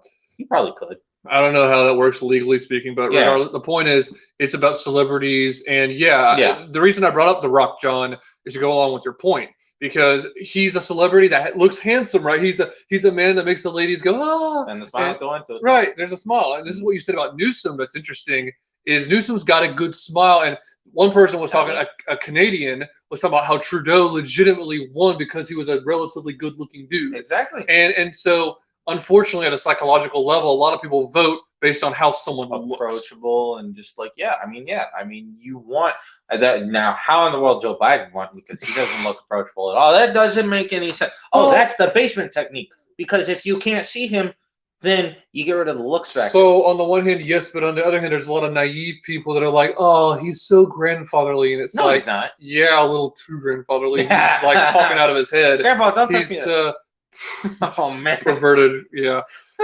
he's the grandpa that you go to Thanksgiving with, and he's like, "Dear mother, uncle, you know the guy, father.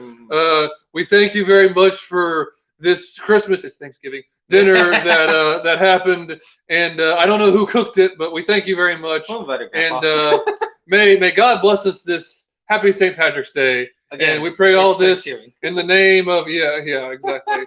And so, I mean, that's who he is. We elected that guy, but again, not enough people were aware of that because they hid him in the basement. But there's a percentage of people that did, the ones that had their eyes open and that were looking and paying attention. So, and you know, another thing is just like they didn't just hide him in the basement, but they also hid, you know, Hunter Biden in the basement and his stuff. You know, a lot of people said, man, if I would have known about a lot of that stuff, I wouldn't have voted for him. Mm-hmm. You know, so like, and that's the media's fault, and that's treason, in my opinion. They shouldn't have voted early, though.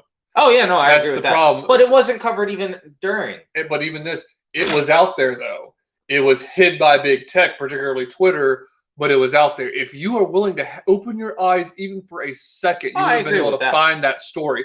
Heck, the story was it New York Post? Or I think it was New York Post, not New York Times. I think it was New York Post. They could have found that story. Now that story could not be posted on Twitter. That's the problem. But they could have found that story. That's my thing. Is where do you the media, like, this is the problem. Like, I don't like big, you know, our mainstream media, of course, but this is where I would argue that mainstream media has, to an extent, especially with the Hunter Biden thing. It's 50-50, exactly. Well, interesting. We're at, we'll pause right quick. 88% of the votes have been counted right now, and it is exactly 50-50 for Walker and Warnock. And I'm sure that's going to change in like a second, so I'm not going to even update the But by technical standards, Warnock is up by like a couple thousand votes, but like somehow that goes up to 50-50. I don't know how that works. Well, they're probably still coming in. I guess they can't refresh it fast enough. Yeah, I guess. So I mean, like I say, it's almost 90%. It could happen while we're live. I'm just saying this is why I wanted to go kind of late tonight, because it could happen while we're live. And even though they will not be done counting, but they could call it. Yeah, now, which way I that don't think this goes- gets called though. You don't think so? Not tonight. Not until no. I think it possibly gets called tonight, but Okay. I don't know. I mean, I really don't. But let's see here. Monty says early voting is the problem. Let's get rid of it. Amen to that. Okay. I disagree because like it's not like haven't had early voting before. We've had early voting before. You know, what do you mean? Back that up. like, absentee votings, et cetera, Okay. et cetera. And Right. like, Dems have voted early before in the past. It's not a new thing. It's what happened was COVID happened and it got abused. So it was there, and we didn't regulate it like it should have been regulated. We didn't think ahead of like, hey, this could be abused. You know what I'm saying? You get what I'm saying? Well, So I'm not saying necessarily get rid of it, but I am saying, hey, it needs to be watched.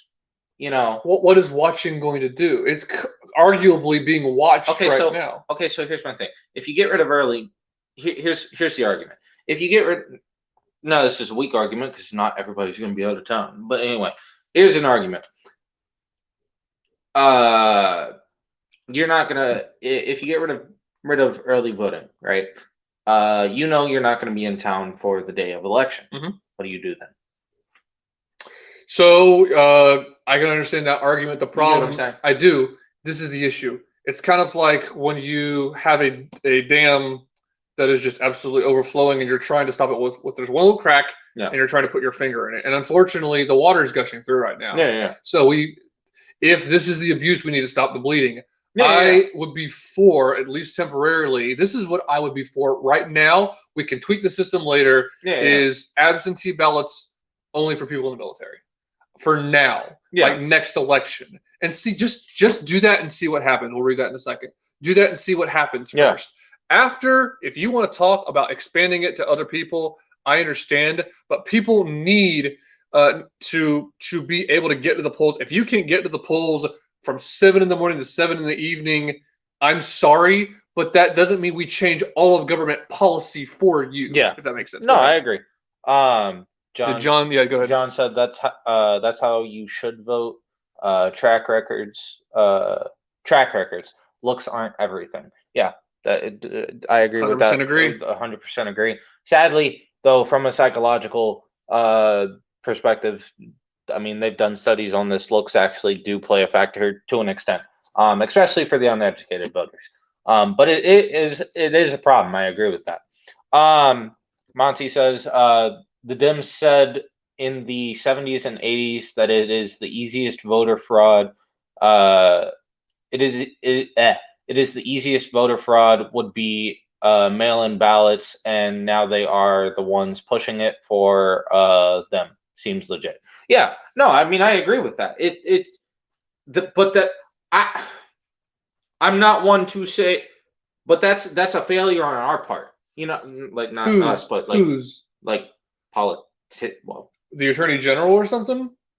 the states. The state, For well, not yeah. saying like, hey, like again, they said in the 70s and 80s, this can be a problem. Okay, well, we should have done something about it in the 70s and 80s. Right, this is what I'm saying. I think Reagan, once he left power, everyone kind of was like, okay, we had Reagan in, we can all take a sigh of relief, and then Yeah. we get the Bushes, then we get Clinton, then we get Obama. Yeah. And then Trump comes in, and he's a reaction. And did he try to fix things? Yeah, but again, we talk about this. He tried to fix it alone. Yeah.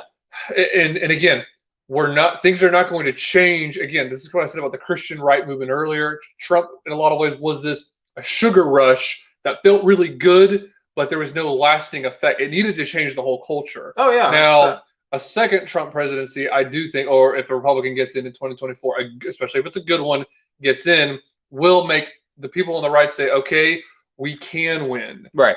That's the thing. People, I think, again, this goes back to Walker's win tonight. It'll affect the voters and the voting constituencies more than it will anyone else. All right, to update, we're still at 88% of the votes have been counted. Herschel Walker is now ahead at 50.1%, and Raphael Warnock is now behind by 49.9%. So I'm going to go ahead and fix this banner going across the screen, and we're going to go back to some of the comments that are being sent in. So yeah, right now it is Walker ahead and Warnock is behind. So sorry about talking directly into the mic, but hopefully no one's going deaf because of it. If you are, then I'm sorry. Sucks to suck.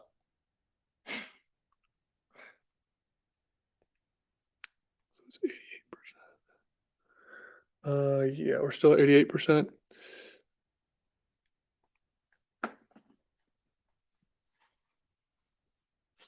Back to the comments. You can, okay, here we go. Monty, you can find specific quotes from Jimmy Carter about it, just as an FYI. Thank you, Monty. John, soon you'll be able to vote on your phone. Smash that like button. Yeah, that's man. So that's one thing that I only like Joe That's why you Rogan. get Facebook. I only like Joe Rogan because he interviews interesting people, because his political opinions, I'm sorry, are crap. Like, one thing that Joe wants to do, Joe Rogan, is to allow people to vote online. And it's like, do you not understand why that would be a problem? That is such a stupid idea. It is. I would love to have just anybody come on there and just talk to him about all the times, like just some kind of a cybersecurity expert, just wreck him on that. It's like, do you seriously? I don't think you even need a cybersecurity expert to wreck you on that. Just a general understanding of how the internet works and how computers work, you could wreck somebody on that opinion. That's a bad idea. All right. Another update. So now it's switched back again. Now Warnock is ahead once more, according to AP. I'm going to change this banner again. Right now, Warnock is actually ahead at 50.2. He was at 50.3 a second ago. And we got Walker. Here we go. So yes, I'm having to lean in and do this because I was trying to. You saw me. I'm glad you kept a straight face while Michael up here was talking. I was trying to get this up on a different computer, so I was going to be able to edit on a different screen, and just couldn't do it because the internet connection's not wanting to work. So yeah, right now, as of this second, we're at 89% reporting. There we go. So currently, it is Warnock at 50.2 and Warnock at 49.8 with 89% reporting. And again, that is from AP News, Associated Press. So yeah, this really could go either direction, as we've been saying the entire time. And it's a neck and neck race. Listen to this one guy talk who estimated that he thinks that by midnight it'll be called, and it's probably going to be called for Warnock. I could kind of see that, but he said between 11 and midnight. I wouldn't be surprised by that, though. Sending Sam Hyde to debate Joe Rogan. I'd love to see that. That would be pretty awesome. Yeah. If Biden is reelected in 2024, what's the plan? Can we say? It depends. I'm worried about your answer, honestly. Mine's peaceful. I don't think yours is. Do we want to get banned off YouTube and Facebook and Twitter all the same time? No, we don't. So he's gonna keep his mouth shut. You're gonna take the talking stick. Yeah, I have the talking stick. I love it when you say that. No, gonna beat him with the talking stick real quick. Oh wait, can't say that. Anyway, no. I'm the violent one. Yeah, yeah. No. The metaphorical talking stick, okay? But I would only metaphorically do something. Touche. Anyway, if Biden on Minecraft. Oh my. If Biden gets reelected, oh boy. Monty says, "Don't discuss the plan." Yeah, true. Well, you see, we're gonna go over to this guy named Monty's house, and I'm just kidding. Yeah, exactly. With a couple other guys. No, man, if Biden gets reelected, personally, I don't think first off, I don't think that's going to happen because I think they're going to kick Joe to the curb. But let's say they Why? You can't keep running with a dead corpse. It eventually starts to stick. It already started to They've stick. been doing it longer than but they didn't realize the mistake they made. I make the argument they didn't realize that it was going to be this much of a catastrophe. It was already a pretty big catastrophe, but this has just progressively gotten worse and worse and worse and worse. Okay. If they would have found who was a more popular candidate to actually run what they needed to run, like as far as like this moderate, come across as a moderate Democrat compared to what? Joe Biden. Well, no, I'm saying specifically what candidate compared to Joe Biden. That's what I'm saying. Who could they have run? Well, you mean any of them? Yeah. Well, at the time. So you mean more moderate or more extreme than him? More moderate, because they weren't going to go with the extreme. To be honest, Klobuchar. Okay, she's pretty in the middle. Yeah, but she wasn't and popular. No, you're asking about moderation. Yeah. Klobuchar or John Delaney. John Delaney was very in the middle. Yeah. John Delaney was so in the middle, he never got above single digits and got booed and all this other stuff. He would go to a rally, have like 10 people there. Yeah. He made Biden look popular because Biden at least spoke to a crowd that was more than 5 people. Delaney they clipped us and attacked him with it. He seemed like a respectable dude that at least seemed to love the country. I mean, Delaney, not Biden. The problem is like, okay, so they had people that they could have run with to run the agenda, but the problem is the popularity. At least Joe Biden had the popularity aspect of things somehow. He had the popularity of things because he's running off the coattails of, hey, I was the vice president for, Obama, one of the most popular presidents in history, just because, not necessarily a good thing, but yeah, I'm running off the coattails of one of the most popular presidents in history. I was the vice president for him. So I think that was the best bet at the time, because the other guys, they weren't popular that they could have run with, but they weren't popular enough to do it. So Biden was your best bet there, honestly, for the Democrats. Now that they've seen how much of a disaster that was, and they really didn't want to run with Biden, I think they kick him to the curb. But anyway, let's go back to the actual question. If Joe Biden gets reelected 2024, what's the plan? Honestly, the plan for me is focus on your House and your Senate. First off, like getting to that whole state or national. Both. I mean, state is the most important in my opinion, because you want to get your state right, of course. But, both. You do want to focus on both. They're both important. I do say state is more important, but again, in this case, both. Real quick update: we are at 91% of the votes counted. Warnock is ahead at 50.4. Walker is behind by 49.6. Just so you know. Want to quickly update, but go ahead and finish your thought. But yeah, so you definitely so that way, if Joe Biden did get elected, you could at least kick his butt out for one, and then have to deal with Kamala, and you probably could kick her butt out too, and then have to deal with. Well, actually, if you got the House or the Senate. What after you impeach the vice president, you get what Speaker of the House. So that theoretically would be the best bet. Depends on who it is. Yeah, exactly.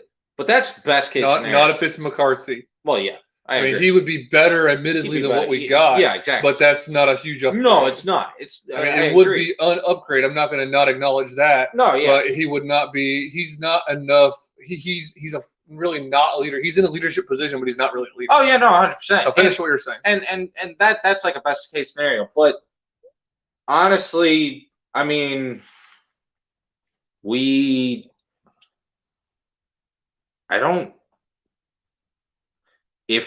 Biden gets elected in 2024, things are going to go. Especially if they get the House and the Senate, things go downhill. And they go downhill fast. Filibuster gets removed. They pack the Supreme Court. They do everything that they plan to do for years. I don't know if there is a plan. I mean, there's a plan, but a plan that we can't say on YouTube.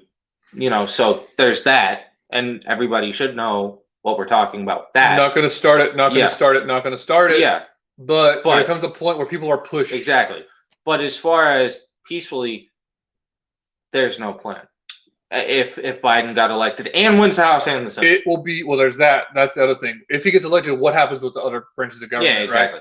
Right? Or the other branches, the other houses of Congress. Exactly. Say Real quick though, it'll be such a blow to morale. Like if Oh yeah, Biden, at least on paper, if he's declared the winner, it'll Yeah. be such a blow to morale yeah, that'll be the biggest problem, the blow to morale, not even what he does or gets done or gets done Yeah. against the country. It'll be the blow to morale. Real quick, we might need to take a break. We're going to continue to stream, but I'm going to allow you, if you need to go take a break, then please do. I'm good. And if not, you need to talk to the camera while I go take a quick break. Okay. All right, Do you need a drink or anything like that? Or are you good? you can give me a water. If you Okay, could. I got you. I'm going to take a quick break, and you can sit there and read the chat if you want to. Although I'm going to want to read, I like the one popular by association by John because of the fact he's referring, I think, to Obama, and Biden Yeah, was popular by association. I think I agree with that. He definitely was. Please continue to tune in. I will be back. I'm going to take a quick break. We'll be with you again.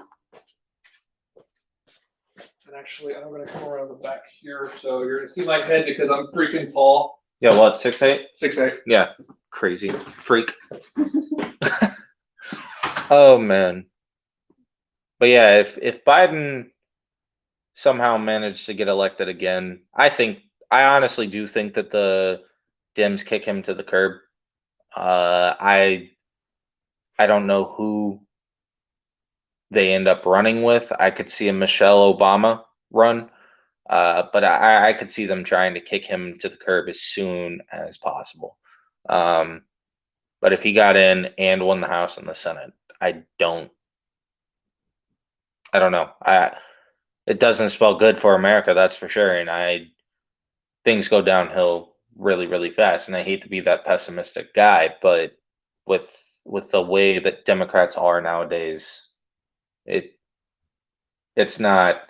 These are not the Dems we used to know. These are not the Republicans we used to know. This is not the America we used to know. And it'll just get worse from there. What about Bernie? Bernie's not. Bernie's done. Bernie's too old. Bernie has ticked off a lot of his voters. Anyway, I mean, Bernie's just he's done. I mean, that's all I can really say on that one. There's nothing. I don't think there's anything he could run with anyway. Yeah, it'll either be Biden again, or it's going to be Michelle Obama, possibly, even though she hasn't announced anything clearly. But I can't think of anybody else that I could see running again, or against Biden. So I don't know. Although AOC also would be just of age to she actually does meet the requirements to actually run. So I could see him possibly trying AOC, but she's a little out there, but not just a little. She's out there, and that would be they would have to go with the full. Yeah, we're just gonna go full in your face with that stuff. So I mean, we'll see. They'll find another governor representative to toe the establishment line. Yeah, and I think honestly, if they did that, that would have to be honestly your best bet for that one. I guess would be Michelle Obama. Like honestly, she won't be old enough in 2024, if I remember correctly. Josh said he did the study, and she just barely makes it in. Not study, but you like did the research, whatever. But yeah, Josh says that she just barely would make it in. You can fact check that. I'm just going based off what Josh said.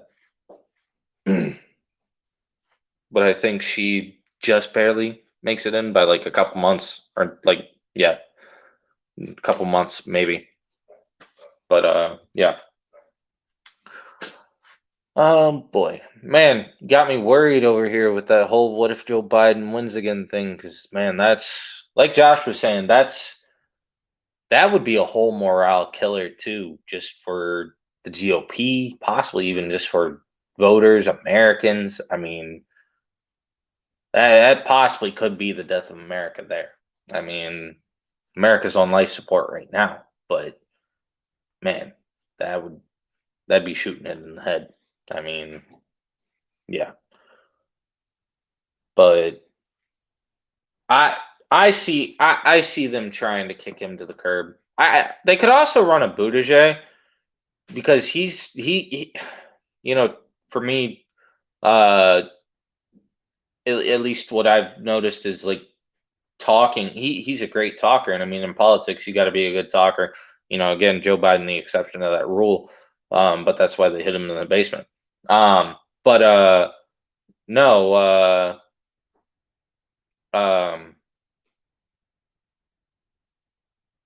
Buttigieg kind of has the gift that Obama had, and Obama was a good speaker. There's a lot that went into there, but I mean, Buttigieg makes a lot of things sound good that are really bad. I mean, I don't know. Pete Buttigieg didn't get anything past single digits because no one wants him in. I mean, I get that, but if they completely just have him run based off of not him and what the DNC wants, I don't know. I could see, again, he's a good talker. He's not. Yes, I know what you said. I'm not going to say that. Anyway, but no, he's still a good speaker, and honestly, also good looking, et cetera, et cetera. Looks go into it. So I mean, again, he is a good idea if you can get him to go with what you want. The only problem for him is he was in the Biden administration. So how do you get him to say, yeah, I worked for the Biden administration and now I'm going against him because why? So that's the one thing that Buttigieg would have to get past on that one. But I mean, honestly, again, he's, like I said, he's a good talker. He, for the most part, is. And he honestly could be a scary candidate, again, if he ran with what the talking points that the DNC wanted him to run with. So, I don't know. He does, I mean, I don't know. I really don't know what the plan is for the DNC when it comes to 2024. So we'll see. Let's check this. Trying to refresh. Gracious, I can't use this computer. Refresh. I said refresh.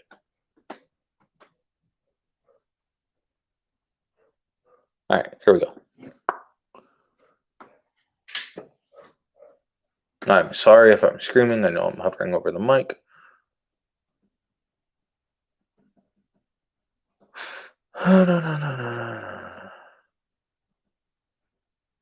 Where did my votes go? Yeah. Votes randomly disappear? Yeah. We've never heard that one before, right? Here we go. All right, so right now, with 94% of the votes counted.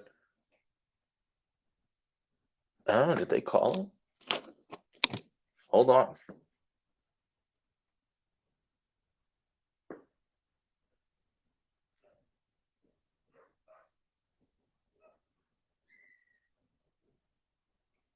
Give me 1 second.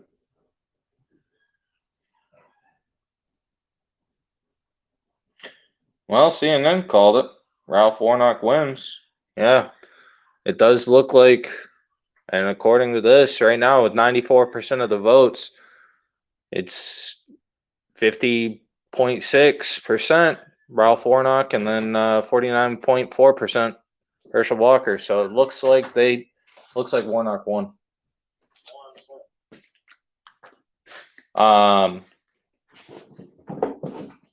Let's see here. Does Ron DeSantis have a chance? He'd have to plant palm trees at the White House. Wait, what? Oh. Does he have a chance at beating Trump? I don't know. Honestly, I want him to stay in Florida, though. Like, I'd like to see those debates, but at the same time, I want to see him stay in Georgia. I mean, in Florida. My bad. But yeah, does look like Warnock's won. So 51-49 for the Senate.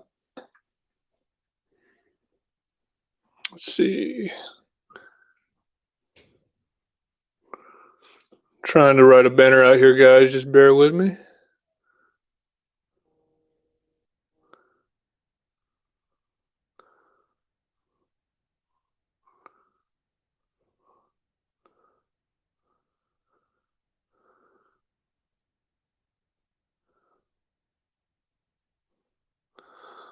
All right, let's see.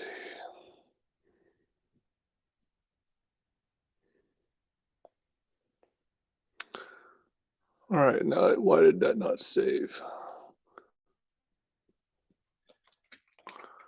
Sorry, guys, for the awkward pause. Wanted to go back and answer a question that John said about what the plan is.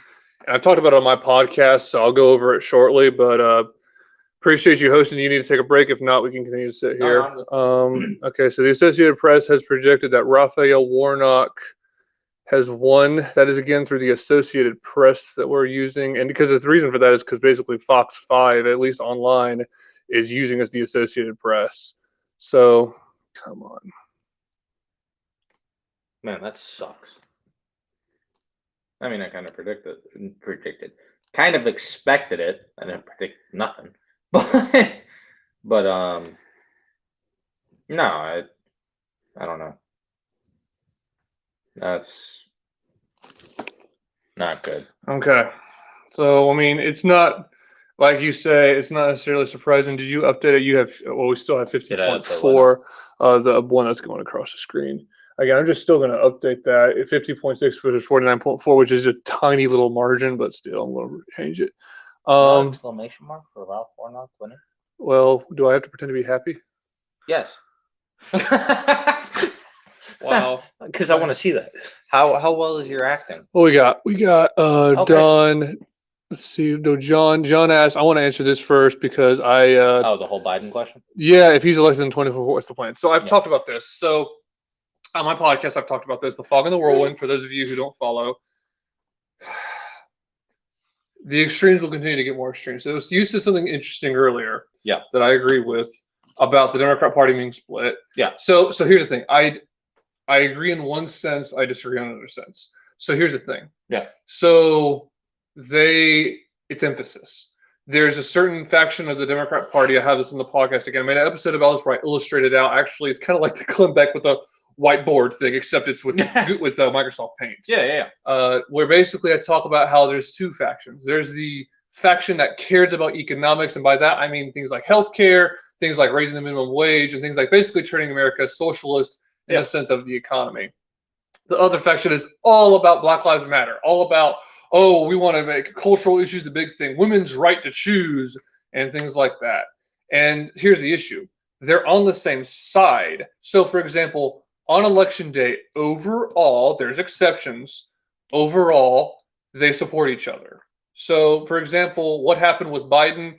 Biden gets in there. All the far left knows that he's a corporate Democrat. They know he's a corporate Democrat. But the word goes around, and AOC was on record saying this, that all of the squad was, vote for Biden, far left, because if you do, we're going to try to pull him further to the left, right? And look, in ways he has, but see, in other ways, he still is ticked off the very far left because they don't think he's doing enough. So this is what I'm saying. They fall in line when it comes to election day. They'll pretend to be mad, but here's the thing. In 2024, the only way Biden really will there's no way they can even pretend that he wins if he goes down is the far left stays home. Yeah. And it takes a very principled person on the far left to do that. Now, Kyle Kalinske is such a person. Kyle Kalinske of Secular Talk, who I do watch, not all the time, but pretty regularly, stayed home. He said, okay, Joe, number one, you were not my first choice. I wanted Bernie. He actually wanted Bernie, which, again, I have problems with Kyle for that reason, but at least he's consistent. But he said, okay, you can appoint someone good for your VP, and you can start pushing for policies that I care about. Like I said, universal health care, et cetera, et cetera, et cetera. And not just universal health care. He said it has to be Medicare for all. That was his which also sucks. Oh, agreed. Again, I don't agree with any of No, this. I know. Crap. I'm just saying he had a standard, and then the thing is he held Biden to that standard. Yeah. Biden didn't do either one. He said, too bad. I'm going to cross my arms and I'm not voting for you on election night. And he stayed home. And people in his own audience were mad at him about it, but he said, look, I said, you can do these two things and it'll change. But should you do that? What do you mean? Like cross your arms and You mean just generally speaking? Yeah, just generally. I think it can serve a limited purpose. I think it does. I think that in a lot of ways, so here's the thing. There's, in one sense, it can hurt you because people, I think in a lot of ways, stayed home. Did you do that in 2016? No, I voted for Trumpster. Wait, I thought 2016. You mean 2020? Yeah. You said 2016. Sorry. 2020. No, I actually. This is when I was going through a lot of my libertarian phase. I was still in the middle of it. Yeah. I actually ended up voting for Jorgensen. Okay, that's right. Okay, that's right. Yeah, I told you that. Yeah.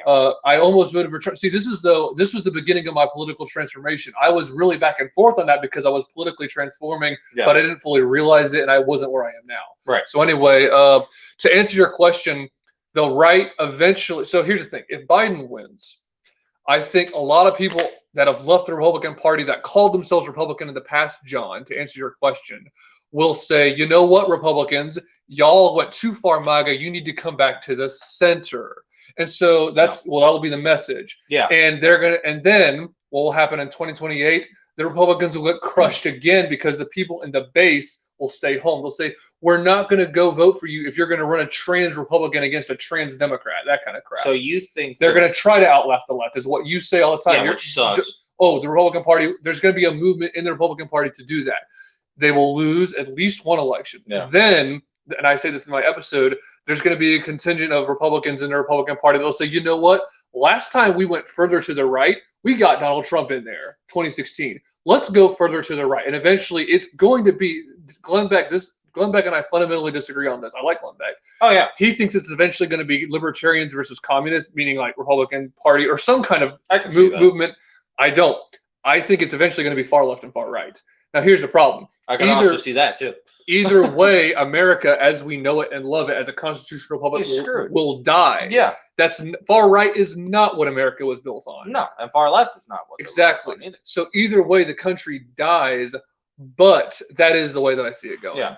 Now, if you wanted to add, go ahead. Yeah, if not, we need to go to comments here in a second. Yeah. I wanted to add one thing to that is, so you, if Biden got elected, don't necessarily see basically a very quick, basic death of America, or like downhill slope to the essential death of America if Biden got reelected. Again, and won the Senate and the House. Because I'm going to assume in 2024, if Biden got reelected in 2024, I'm going to assume he wins the House and the Senate. Okay. That's what I'm going to. So if that happens again, it'll be a bigger. Now, here's the thing. It'll be a bigger blow to morale than anything. Oh, yeah. What you said is key. What Congress does, that could be at least a step of the death of America. Again, to me, Biden winning in 2024, all that'll be is the frog will continue to boil. Yeah, and it would suck. We're already boiling. Look, but we're going to continue to boil. Trump was turning off for a split second. He didn't even turn it completely off. Right. He turned the heat down some, and the frog started to feel we're cooking in here. Yeah. That's all it is. It's getting hot in here. So really, in 2024, we really got to make sure that we win the we got to win Congress 100%. I mean, because if Biden gets reelected somehow, some way, forget that. We need to win in 2024. Real quick, read that. And just going to say, when it comes to, let's see, John, let's see. Let me go back to John. Popular by association. There was a question somewhere from John regarding the future. Okay, I missed it somehow. I'm reading the comments. She would have to wait. Who would have to wait until 2028? Were you talking about AOC? Do what? Were you talking about AOC? No, Monty, actually, no. AOC is barely legible. I had it wrong.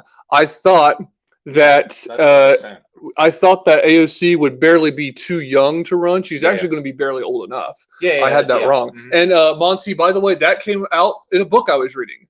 No, he mentioned DeSantis. Does John have a chance? Okay. Yeah, you read that right when I walked in. Yeah. Monty says, usually they find about 25% of Biden in Georgia. Votes in Georgia, John says, do you think Trump will be in the race, will win? Said he will. Okay, John, I don't know if you meant this. Do you think Trump will be in the race 2024? Well, he is. Or do you mean the general? Maybe he means the general election. Do I think Trump will make it to the general? First of all, let's start with you. Do you think Trump is going to make it to the general? Like in the will you win the primary? That's what I mean. If DeSantis, because all right, so if DeSantis runs, right, which I hope he doesn't, just because I'd rather him stay in Florida. Sure. For right Did you now. say this on air? Yeah, because I did. You've said to me off air. Yeah. Good. I hope he doesn't, just because of the fact of I could see that causing issues for the Republican Party as is, which we already have enough issues, so we don't need more. Not in the sense of like the intentional issues, just the two clashes of two alpha males like that could be a huge issue. Anyway, Do you think so?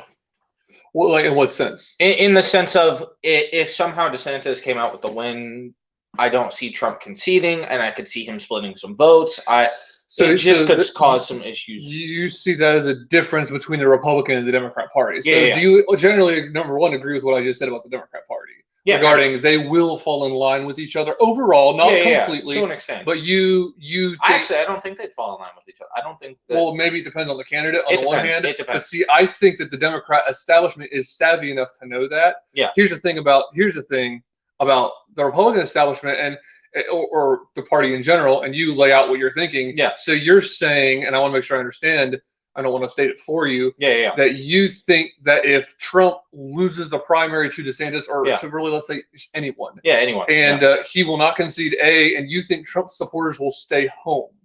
Yeah, or he goes off and sits here and says, "Hey, I'm making my own party, the Liberty Party, whatever he wants to call it." Okay. Which possibly is already a thing. But anyway, I'm making my own party, the MAGA party. And they go and vote for that, and it splits I could see a 3-way debate stage, is what I'm saying. If Trump lost. Well, so I actually, depending on who he lost to. Well, no, I don't see it being a 3-way debate stage, because the debates are run by the parties. Well, this is true. The Republican, Democrat, they would do anything. I see, especially the Democrats would do anything to keep him out of the debates, because the problem is, in a lot of cases, if he were to get on the debate stage, he would probably get more popular. This is why they learned their lesson. I forget the guy's name off the top of my head now, but the guy that ran against Clinton and Bush, okay, the guy from Texas, okay, yeah. He kind of talked kind of funny. It's killing me that I can't think of his name right now, but he ended up splitting some of the vote. He got a lot of the popular vote, statistically speaking, not really any electoral college, maybe one little state. Can't think of the guy's name. Monty would know. The old Texas guy that would buy airtime and he would talk on air, and he ran as an independent against Bush and Clinton got in the White House. So anyway, and again, I know his name, is just driving me nuts. I can't think of it. But anyway, so they learned their lesson. See, it was run by, I'll forget, like the Women's Commission of something. Then the parties took over, and now you notice, okay, no, it wasn't Ross Perot. Thank you, John. Okay. Ross Perot. Yeah, again, it was killing me that I couldn't think of it. So anyway, and they learned their lesson. They learned the lesson of, if you let a third voice in there, he gets popular and takes votes. And so now the parties run the debates. So, and especially, you got to think, if the Republican Party ousts Trump, in a sense, because he's not going to be the candidate, they won't really want Trump to be in the debates either. The Democrats darn sure are not going to want Trump. But he's right. But see, on just the one because hand, they don't want him doesn't mean he's not going to be in. He won't be in the. I would say he won't be in the debates. But here's the thing: it may not be irrelevant. He will continue to Truth Social. He'll continue to do rallies. Now, can he win despite losing the primary? I don't see how he would have a path forward. Yeah. Would he do damage? I would agree with you. He would. But the question is, will he lose the primary and get to the general? Is that your question, John? Will he get to the general? When you say, will Trump be in the race for 2024? I assume you mean, will he make it to the general? He's got a shot. It's going to be an uphill battle. If DeSantis doesn't run, the only person I could see beating him, there's two possibilities that I could possibly see beating him, but the one's not going to, I don't think is going to run, is Rand Paul, because he's a good mind, and I could see him possibly. I'd rather him be a VP under Trump, but I could actually see him beating Trump possibly, or at least giving Trump a run for his money. And then DeSantis, again, I want to see the debates just to kind of, because if he could do what he did to Florida, he's got the whole COVID thing over Trump, so I could see him possibly giving Trump a run for his money. But other than that, nobody else is beating Trump. I think that Trump's going to be the candidate more than likely. If DeSantis decides he's going to run, it makes things interesting. So yeah, but as far as the third party split thing, I don't that would play in the Democrats' favor. So I don't see them trying to stop it. You know, because like they don't want Trump's face and all that. I get it, but they don't want a Republican winning at all. I understand. I don't think they would allow him on the debate stage because at least they have to. Excuse me. They have to give the pretense of this is a dangerous man and he's going to be, Putin's puppet again. He's going to, spread dangerous misinformation about the elections. They would play that card, I guess, and to keep him from even coming to the debate stage because they would be afraid of people changing their minds.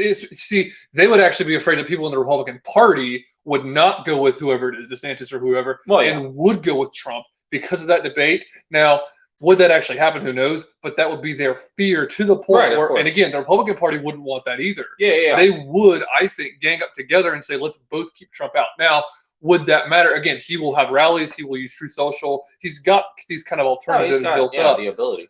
But again, the thing is that would actually legitimately, to your point, be a disaster scenario because of the fact that it would divide the two groups of conservatives. And ultimately, the Democratic would win. Sure. But see, that's the problem. Also, this is within the Republican Party. This is what I've been saying, too. A guy that I really like named Doug Tenable, who's an artist but also a political commentator, was talking about this, has said, another disaster scenario, I told this to you, would be Trump versus DeSantis versus Ted Cruz versus Rand Paul, and then they all divide the MAGA vote, and then someone like Marco Rubio gets in, or Nikki Haley, something like that. They get in, and they become, I say get in, they become the Republican candidate, and then they go against the Democrat, and I could, in that scenario, see a lot of MAGA supporters staying home.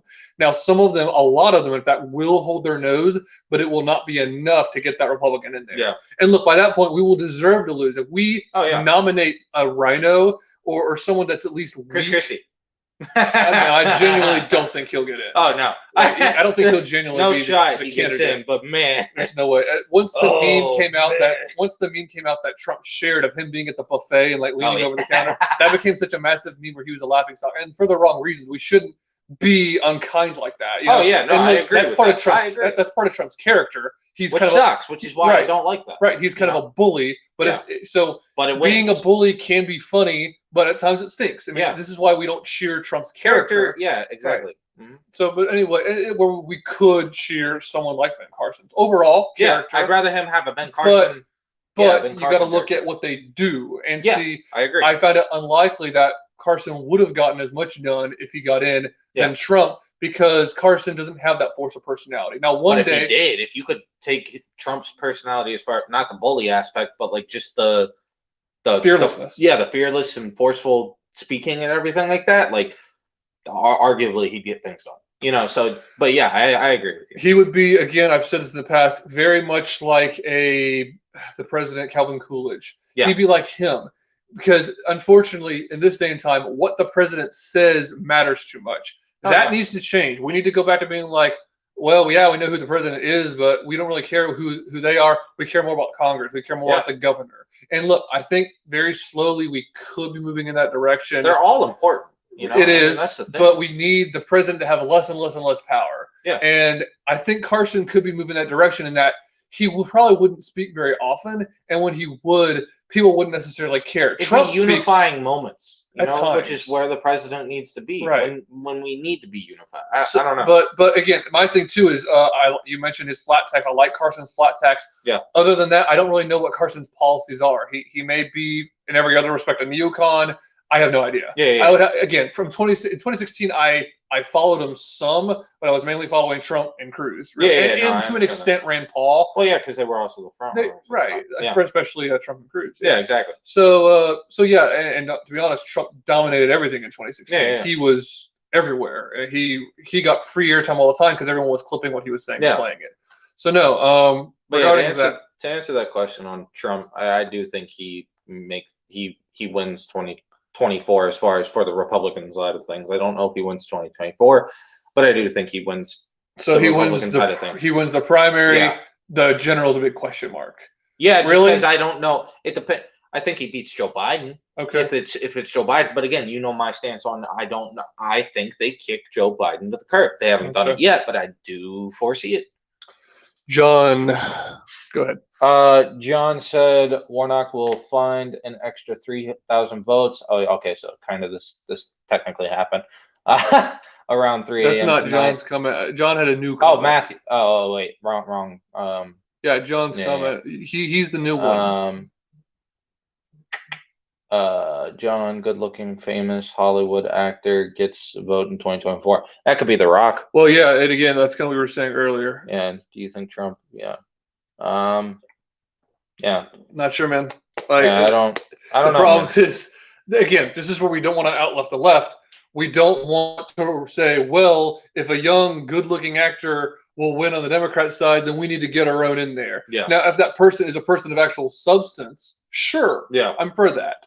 But we don't want to, again, like you said, I love what you say. We don't want to outleft the left. Yep. And unfortunately, there's a contingent. This is what I was saying about the Republicans that want to move to the center that will try to do that. They'll say, well, this is what I was saying that will happen. For example, if Republicans lose in 24, there will be a movement. And again, a lot of Republicans have left the Republican Party. I know them personally. Yeah. They will come back and say, hey, Republicans, hey, Trump supporters, I should say, come back to the center. Start supporting trans rights. Start being moderate on abortion. Start being more moderate on immigration. And then you'll get elected again. Yeah. And then they will lose and lose and lose. Because the MAGA supporters will stay home from that, I think. That is something that we have to refuse to do is, one, and you got to be careful with what I'm going to say. So I'm going to say this. We don't want to go too far right, and you never want to go too far left. I mean, you don't want to go left at all. But you never want to go too far left or too far right. So to an extent, you want to be center, but we can't go back to the George Bush Republicans. We can't. Again, his social policy. We've got to stand firm on where we're at right now. His Christian values and social policy pretty darn good. Oh yeah, I'd like to see that, if not a little stronger, like more vocal. 100%. But on everything else, I agree with you. Yeah, exactly. So we've got to maintain our backbone. We can't be like, oh yeah, we can't. We've got to stop trying to negotiate with the devil in this sense. You can't do that. You can't sell your soul. Or it just. You got to have a backbone on certain issues. You can negotiate, tax, whatever, etc. And even then, you got to be careful saying that too. But because taxes matter because they do of the economy, but also regarding what is your money going to. Exactly. And so that's the big issue is your tax dollars, which are taken from you, go to Planned Parenthood. Right. Exactly. Go to wars that you disagree with. Right. Exactly. And if it's the other side, the other people disagree. Like billions of dollars going to Ukraine. And it's going to Zelensky's government. Right. You know what I mean? Exactly. So it's like, and on the one hand, it's like, that stinks because the people in Ukraine, a lot of them are innocent victims getting slaughtered. But on the other hand, it goes both ways as far as Russia and their government and their people. Exactly. A lot of them are oppressed and so on and so forth. So it just stinks on all sides. Yeah. And it's just one of those things where it's like, what's the answer to it? Well, not to send $49 billion of taxpayer money to Ukraine. Don't do that. Let's start there. Yeah. I mean, it's just ridiculous. There's so many issues. It's not even funny. And by the way, guys, as long as you're good with this, man, we're going to go probably another 15 minutes and then be done. Yeah. We're going to wrap up because of the fact that the race has been called. So again, Associated Press is calling it. I'm going to start looking around at others to see are there questions in there that we haven't covered. If you will go up and scroll through for John or for Monty or maybe for Palace Neon, do you see any other questions? Yeah, no, I covered it. Because they're the ones commenting. I don't think Graham is commenting anymore. Yeah, he's not commenting anymore, no. So yeah, or Themistocles. Did Themistocles even leave more than one comment? No, just that one earlier. I got you. Okay. The one or two, and then that little chat that him and Luke had earlier. But that was, pointless. Yeah, exactly. Nothing to cover. No. Except for the fact that these are our friends. Let's see. This is from NY Times. NY Times is now showing, New York Times, I don't know why I'm abbreviating it, that Raphael Warnock has won. They're at 50.8% for Warnock and 49.2% for Herschel Walker. What's the amount? 95% reporting. Yeah, I mean, it's also from AP. A lot of people are using Associated Press. We're going to check with CNN. I'm trying to find Fox proper and see what they're saying because I've been looking at Fox 5. So yeah, it's one of those things where it's like, yeah, let me go here. Wish me luck. I get to go to the zoo tomorrow. The political zoo? Because that's where we're That's at all where the time. Zoo Nation, man. That's where we get Zoo You're Nation commenting from. about the zoo on Zoo Nation. We Right, appreciate right. it, man. Why are Hey, we man, wishing you luck to go to the zoo? Yeah. Hopefully you don't run into Michelle Obama in the cages. Who built the cages, Joe? Who built the cages, Joe? No, I'm saying, I mean, Bigfoot exists. It's both Fetterman and Michelle Obama, man. Fetterman. Oh man. He looks like Bigfoot. He genuinely. So what's does. more of a joke? Warnock winning or Fetterman? Are we Fetterman. really comparing? Yeah. Fetterman. I mean, I would say that. I mean, but because Fetterman is an out-and-out stroke. Oh, victim. he's going to New York. He's not going to an actual zoo. Okay, that makes a lot of sense. I was so confused, man. I was like, why are we wishing you luck to go to a zoo? Yeah. Okay. Gotcha. Yeah. Okay. Yeah. Good luck. Like, whoa. Why are you flying? I'm assuming, or is it like, why are you going to the zoo? Yeah. Interesting question. Do you know why? No, I don't. Okay, I was like, am I asking a stupid question here that No, I should no, know? no. All Did right, I miss right something in the now, chat? as of this moment, Fox News is not called up for Warnock. Yeah. It's close, but as of now, from what at least online, maybe it's different. I still think it's Okay. No, they are showing breaking news at the bottom. It's not on the screen where Warnock defeats Republican. where everything's listed, but it is floating across the screen on FoxNews.com that Raphael Warnock has defeated the Republican challenger Herschel Walker in closely watched race. So yeah, Fox is calling it as well. LGA. What is LGA? Your guess is as good as mine. I'm ignorant as far as that goes. I should know, quite honestly. I don't know what LGA is. I'm assuming an airport. No, I think LG is probably Android. Doesn't he work for Samsung? Oh, Hey, yeah. Sorry to oust you, buddy. Sorry to oust you, buddy. But then again, you're not using your real name, so you're Yeah, good. this is true. No, it's a different one. Okay. Oh, LaGuardia? Yeah, don't try to pronounce that. LaGuardia Airport. Just because I'm dyslexic doesn't mean I can't read, okay? Hey, I'm sorry, man. Don't be sounding like Fetterman here. I'm not. That's the thing. I can actually, get over my mental issue. I would definitely vote for you over him. I'm just saying. At least you admit you have an issue. Yes, I admit I have an issue, but I can overcome it. All right, everyone. Good night. Just kidding. Right. Yeah. Good night. The Eagles are better than the Eagles. Wait, what? That was great. The Man. fact is, he didn't even realize what he said. No, that's what's bad about it. That's so sad. It's so sad, man. I really do feel bad for that man. So sad. That's what Trump would say. So sad. So sad. Yeah. Well, and it was a close race. I mean, I was thinking, like I said, it could have gone either way. And you all saw there were times Walker will pull out ahead, then Walker would go back down, then Warnock would kind of keep a lead. So yeah, it's been a closely counted race. Oh, that's funny. I bet.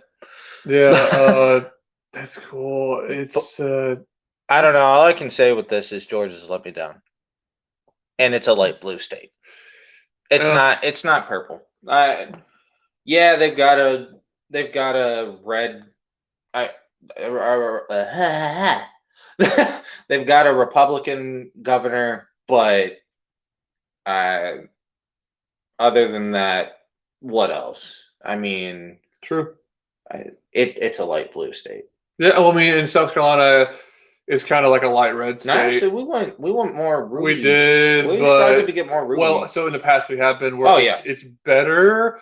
But it could be. I mean, especially we came out with a huge win for the education side of things. Yeah, that's true. I mean, that's big because that's for the future. That was a substantial one. Yeah, absolutely. I agree. That's the only reason I said that we did really well because I mean that's for the future. I mean that's really good. Sure, that's a valid point. It's really. But I mean, Georgia and Pennsylvania, I'm done with them. As far as it's not going to get better until the people in those states decide to change. Yeah, and until they've got to stand up and until change. The voting laws change there, I'm done. I'm done holding out hope for those two states. And that's the thing. That's the thing to think about in the future. If it ever comes down to whether we get someone in the White House based on based on Georgia or Pennsylvania, it's like, well, we know what ways that's going to go. Exactly. Well, we'll cover it. Yeah, but we know that way that's yeah, gonna it's go. like, yeah, I'm not holding out hope for that. No, you know, if I it came mean- down to South Carolina, yeah, I'd hold out hope, Yeah, and of I would course. assume I know where that goes. Yeah, But yeah, you know, like, absolutely. what about Arizona? That's another one. Do you think Truly, it's purple? yeah. Well, It's all right, been. here's It the has thing. been. Actually, here's the thing with Arizona. It's kind of the same. No, Georgia, actually, the politics are, people there are, as far as like, I don't mean like people. I mean like the thinking there for certain people. But anyway, aside that, Arizona, until they fix their whole voting issues, I mean, I guess you could say the same thing for Georgia and Pennsylvania. Until they fix their voting issues, we'll never know if it's really purple or if it's Yeah, that's know- got to come from the bottom up. You've got to vote for your attorney generals, is what Yep. it comes down to. And all of these states we're mentioning, whether that's Georgia, Pennsylvania, or Arizona, Yep. heck, South Carolina, we've got one that's a very mixed bag. Again, I think right now it's Alan Wilson. If not, it changed to another person, but that was basically endorsed I think by it's him. I think it's Wilson. Yeah, I think. And look, there's been times I was like, good for you, man. You've done a good job. There's Yeah. things that he did that were good that I stood alongside him with, Yeah. but other things that he did that, that prosecution he did not, I'm sorry, corruption he did not prosecute. Is what I Yeah. want to say. Mhm. Having to do specifically with the big crooks down in Colombia. And he could have done more, and he didn't. He has not. Yep. And so that out of the way, the change. This is the theme of tonight, and we've been going on over 3 hours, almost 3.5. Is change begins with you. It begins with me. It begins Yep. with our people listening. And And the people you talk to. and don't wait for a white horse to come save you. Don't wait Exactly. for the you will sound the cavalry to come saving you over the hill. It's not going to Exactly. happen. You are the cavalry. Yeah, you've got to join up with them in order for that to work. Exactly. And that's the thing. That's one of the reasons you and I do what we do. We're Exactly. trying to. And one thing that I have a passion for now, with time that I do have and time that I will get as I continue to make this a career, is getting involved at the local level and trying to get the South Carolina Republican Party to actually stand for what it's supposed to be, which is Christian values. Right. 100%. And to actually stand against the left and to be an Exactly. anti-left party.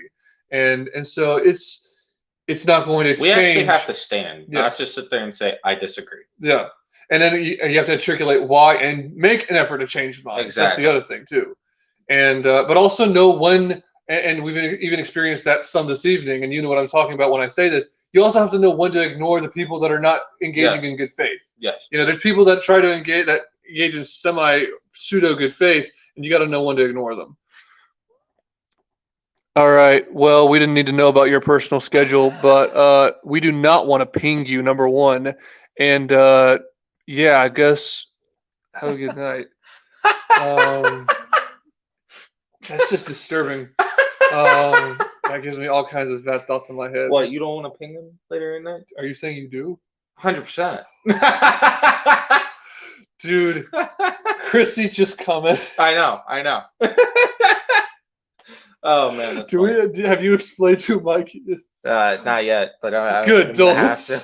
Now you're gonna have to. You're right. Yeah, exactly. All right. Well, we love our chat. We've had a great chat tonight. Good lively chat. Oh my god. Okay then. So What? Oh man. We were professional. we up were until professional this up until this guy started spamming. Speaking of people that are not engaging in good, I'm just kidding. No, he's All right. right, so that new rule: no lives and past 11. Okay, because it it gets this. Yeah. Well, heck, he was doing this at 9, so Fair, okay. but nobody was like paying attention. I don't think that's Less people. Yeah, exactly. I think we peaked at about 6 viewers, to Yeah, be we honest, did. Yeah, and it we was did good. pretty well. About 6 viewers, but see, then it would have variations. It would go to 3, Yep. then 4. It's like, okay, well, people were dropping off and then watching, so Yep. it's been all over the place. So we really appreciate all of you watching out there. It's been great. It's been good to cover. This race went about how we expected, even though we weren't predicting anything. I am actually a little surprised that it came out as early as it did, Yeah. which was a little bit before 11. That's a little bit surprising. Yeah. I thought it might drag on and drag on and drag on for days. It hasn't. So yeah, it's one of those things where it's like, again, flip a coin. Anything could have happened. So we really appreciate all of y'all tuning in. Do you want to plug any social media while we're here? You can follow me on Instagram, Celtics fan 33. Cool. And follow me. The main way to follow me is Telegram. You can get me on Telegram, based Josh _ 2012. We never talked about the 2012 election, which is the first one I think the two of us really remember. 2016 more than 2012, but I want to talk about political history. This is why you've got to come on the Fog in the Whirlwind so we can talk about these 100%, things. man. We will. So we'll do that in the future. So my podcast is the Fog in the Whirlwind. Some of y'all already know that. So come follow me. And if you like this stream, give it a like, give us a quick comment. Share us to your friends, guys. Yeah, share. That's a big thing to do. Share and go to this page. If you're watching on Facebook, go to the Facebook page Zoo Nation and like us. If you're watching on YouTube, go and subscribe and hit the bell. We have to hit the bell to get notifications for episodes to come out. And in addition, if you're on Twitter, follow us on Twitter. We don't have a lot of followers on Twitter. We could really use you. And Instagram as well. If you've been watching on Instagram and then came over here because we were live on Instagram earlier, follow us on Instagram as well. Zoo _nation _. That's a good way to do that. So I was going to say before I wrap up is based Josh _ 2012. That's Telegram. That's the best way to follow me. I mainly put out memes, but I also write in there a good bit. I also write on Substack very off and on. Substack is the way, if you want to support what I do, support me on Substack. You can support me financially as well to make it so that we don't have these technical issues at night. That's a good way to help that happen. We need to get a Zoo Nation one as well. But if you support me on Substack, you're basically supporting Zoo Nation because I'm a co-host, okay? But we are going to get a Zoo Nation Substack as well because that's a good way to support our work. We're going to get one up and running rather than, Patreon or rather than things like that. These ones where people eventually get canceled, right? Substack's not perfect, but it's better than a lot of them. Right. So you can support us through Substack and support me right now through Substack. So follow me. And follow me on Facebook as well. I've got Based Buccaneer. I've got a page called The Fog in the Whirlwind. But if you go to the reason I mentioned Telegram, if you go there and follow me there, you're going to see a number of links that I have. I have a link to my YouTube channel. I have a link to my Facebook and to my Twitter. And my Instagram. You'll basically, if you get me on Telegram, you'll get me everywhere. You'll see my links and my information. So that's the thing to do. And to you, I say thank you, co-host. I appreciate it. This has been a really good stream, even though ended up with a disappointing outcome. It wasn't a surprising outcome. Yeah. And the thing is, we're going to do another follow-up episode on Zoo Nation. It's going to be a video, not a live stream, about the future. About, the midterms, once the midterms are completely over, we're going to do a big reflection on the midterms and what they teach us, including this runoff. Yeah. So thank you so much for tuning in. Name is Josh. Nathan. And everyone have a good night. We really appreciate you tuning in. Everyone take care. God bless and Godspeed.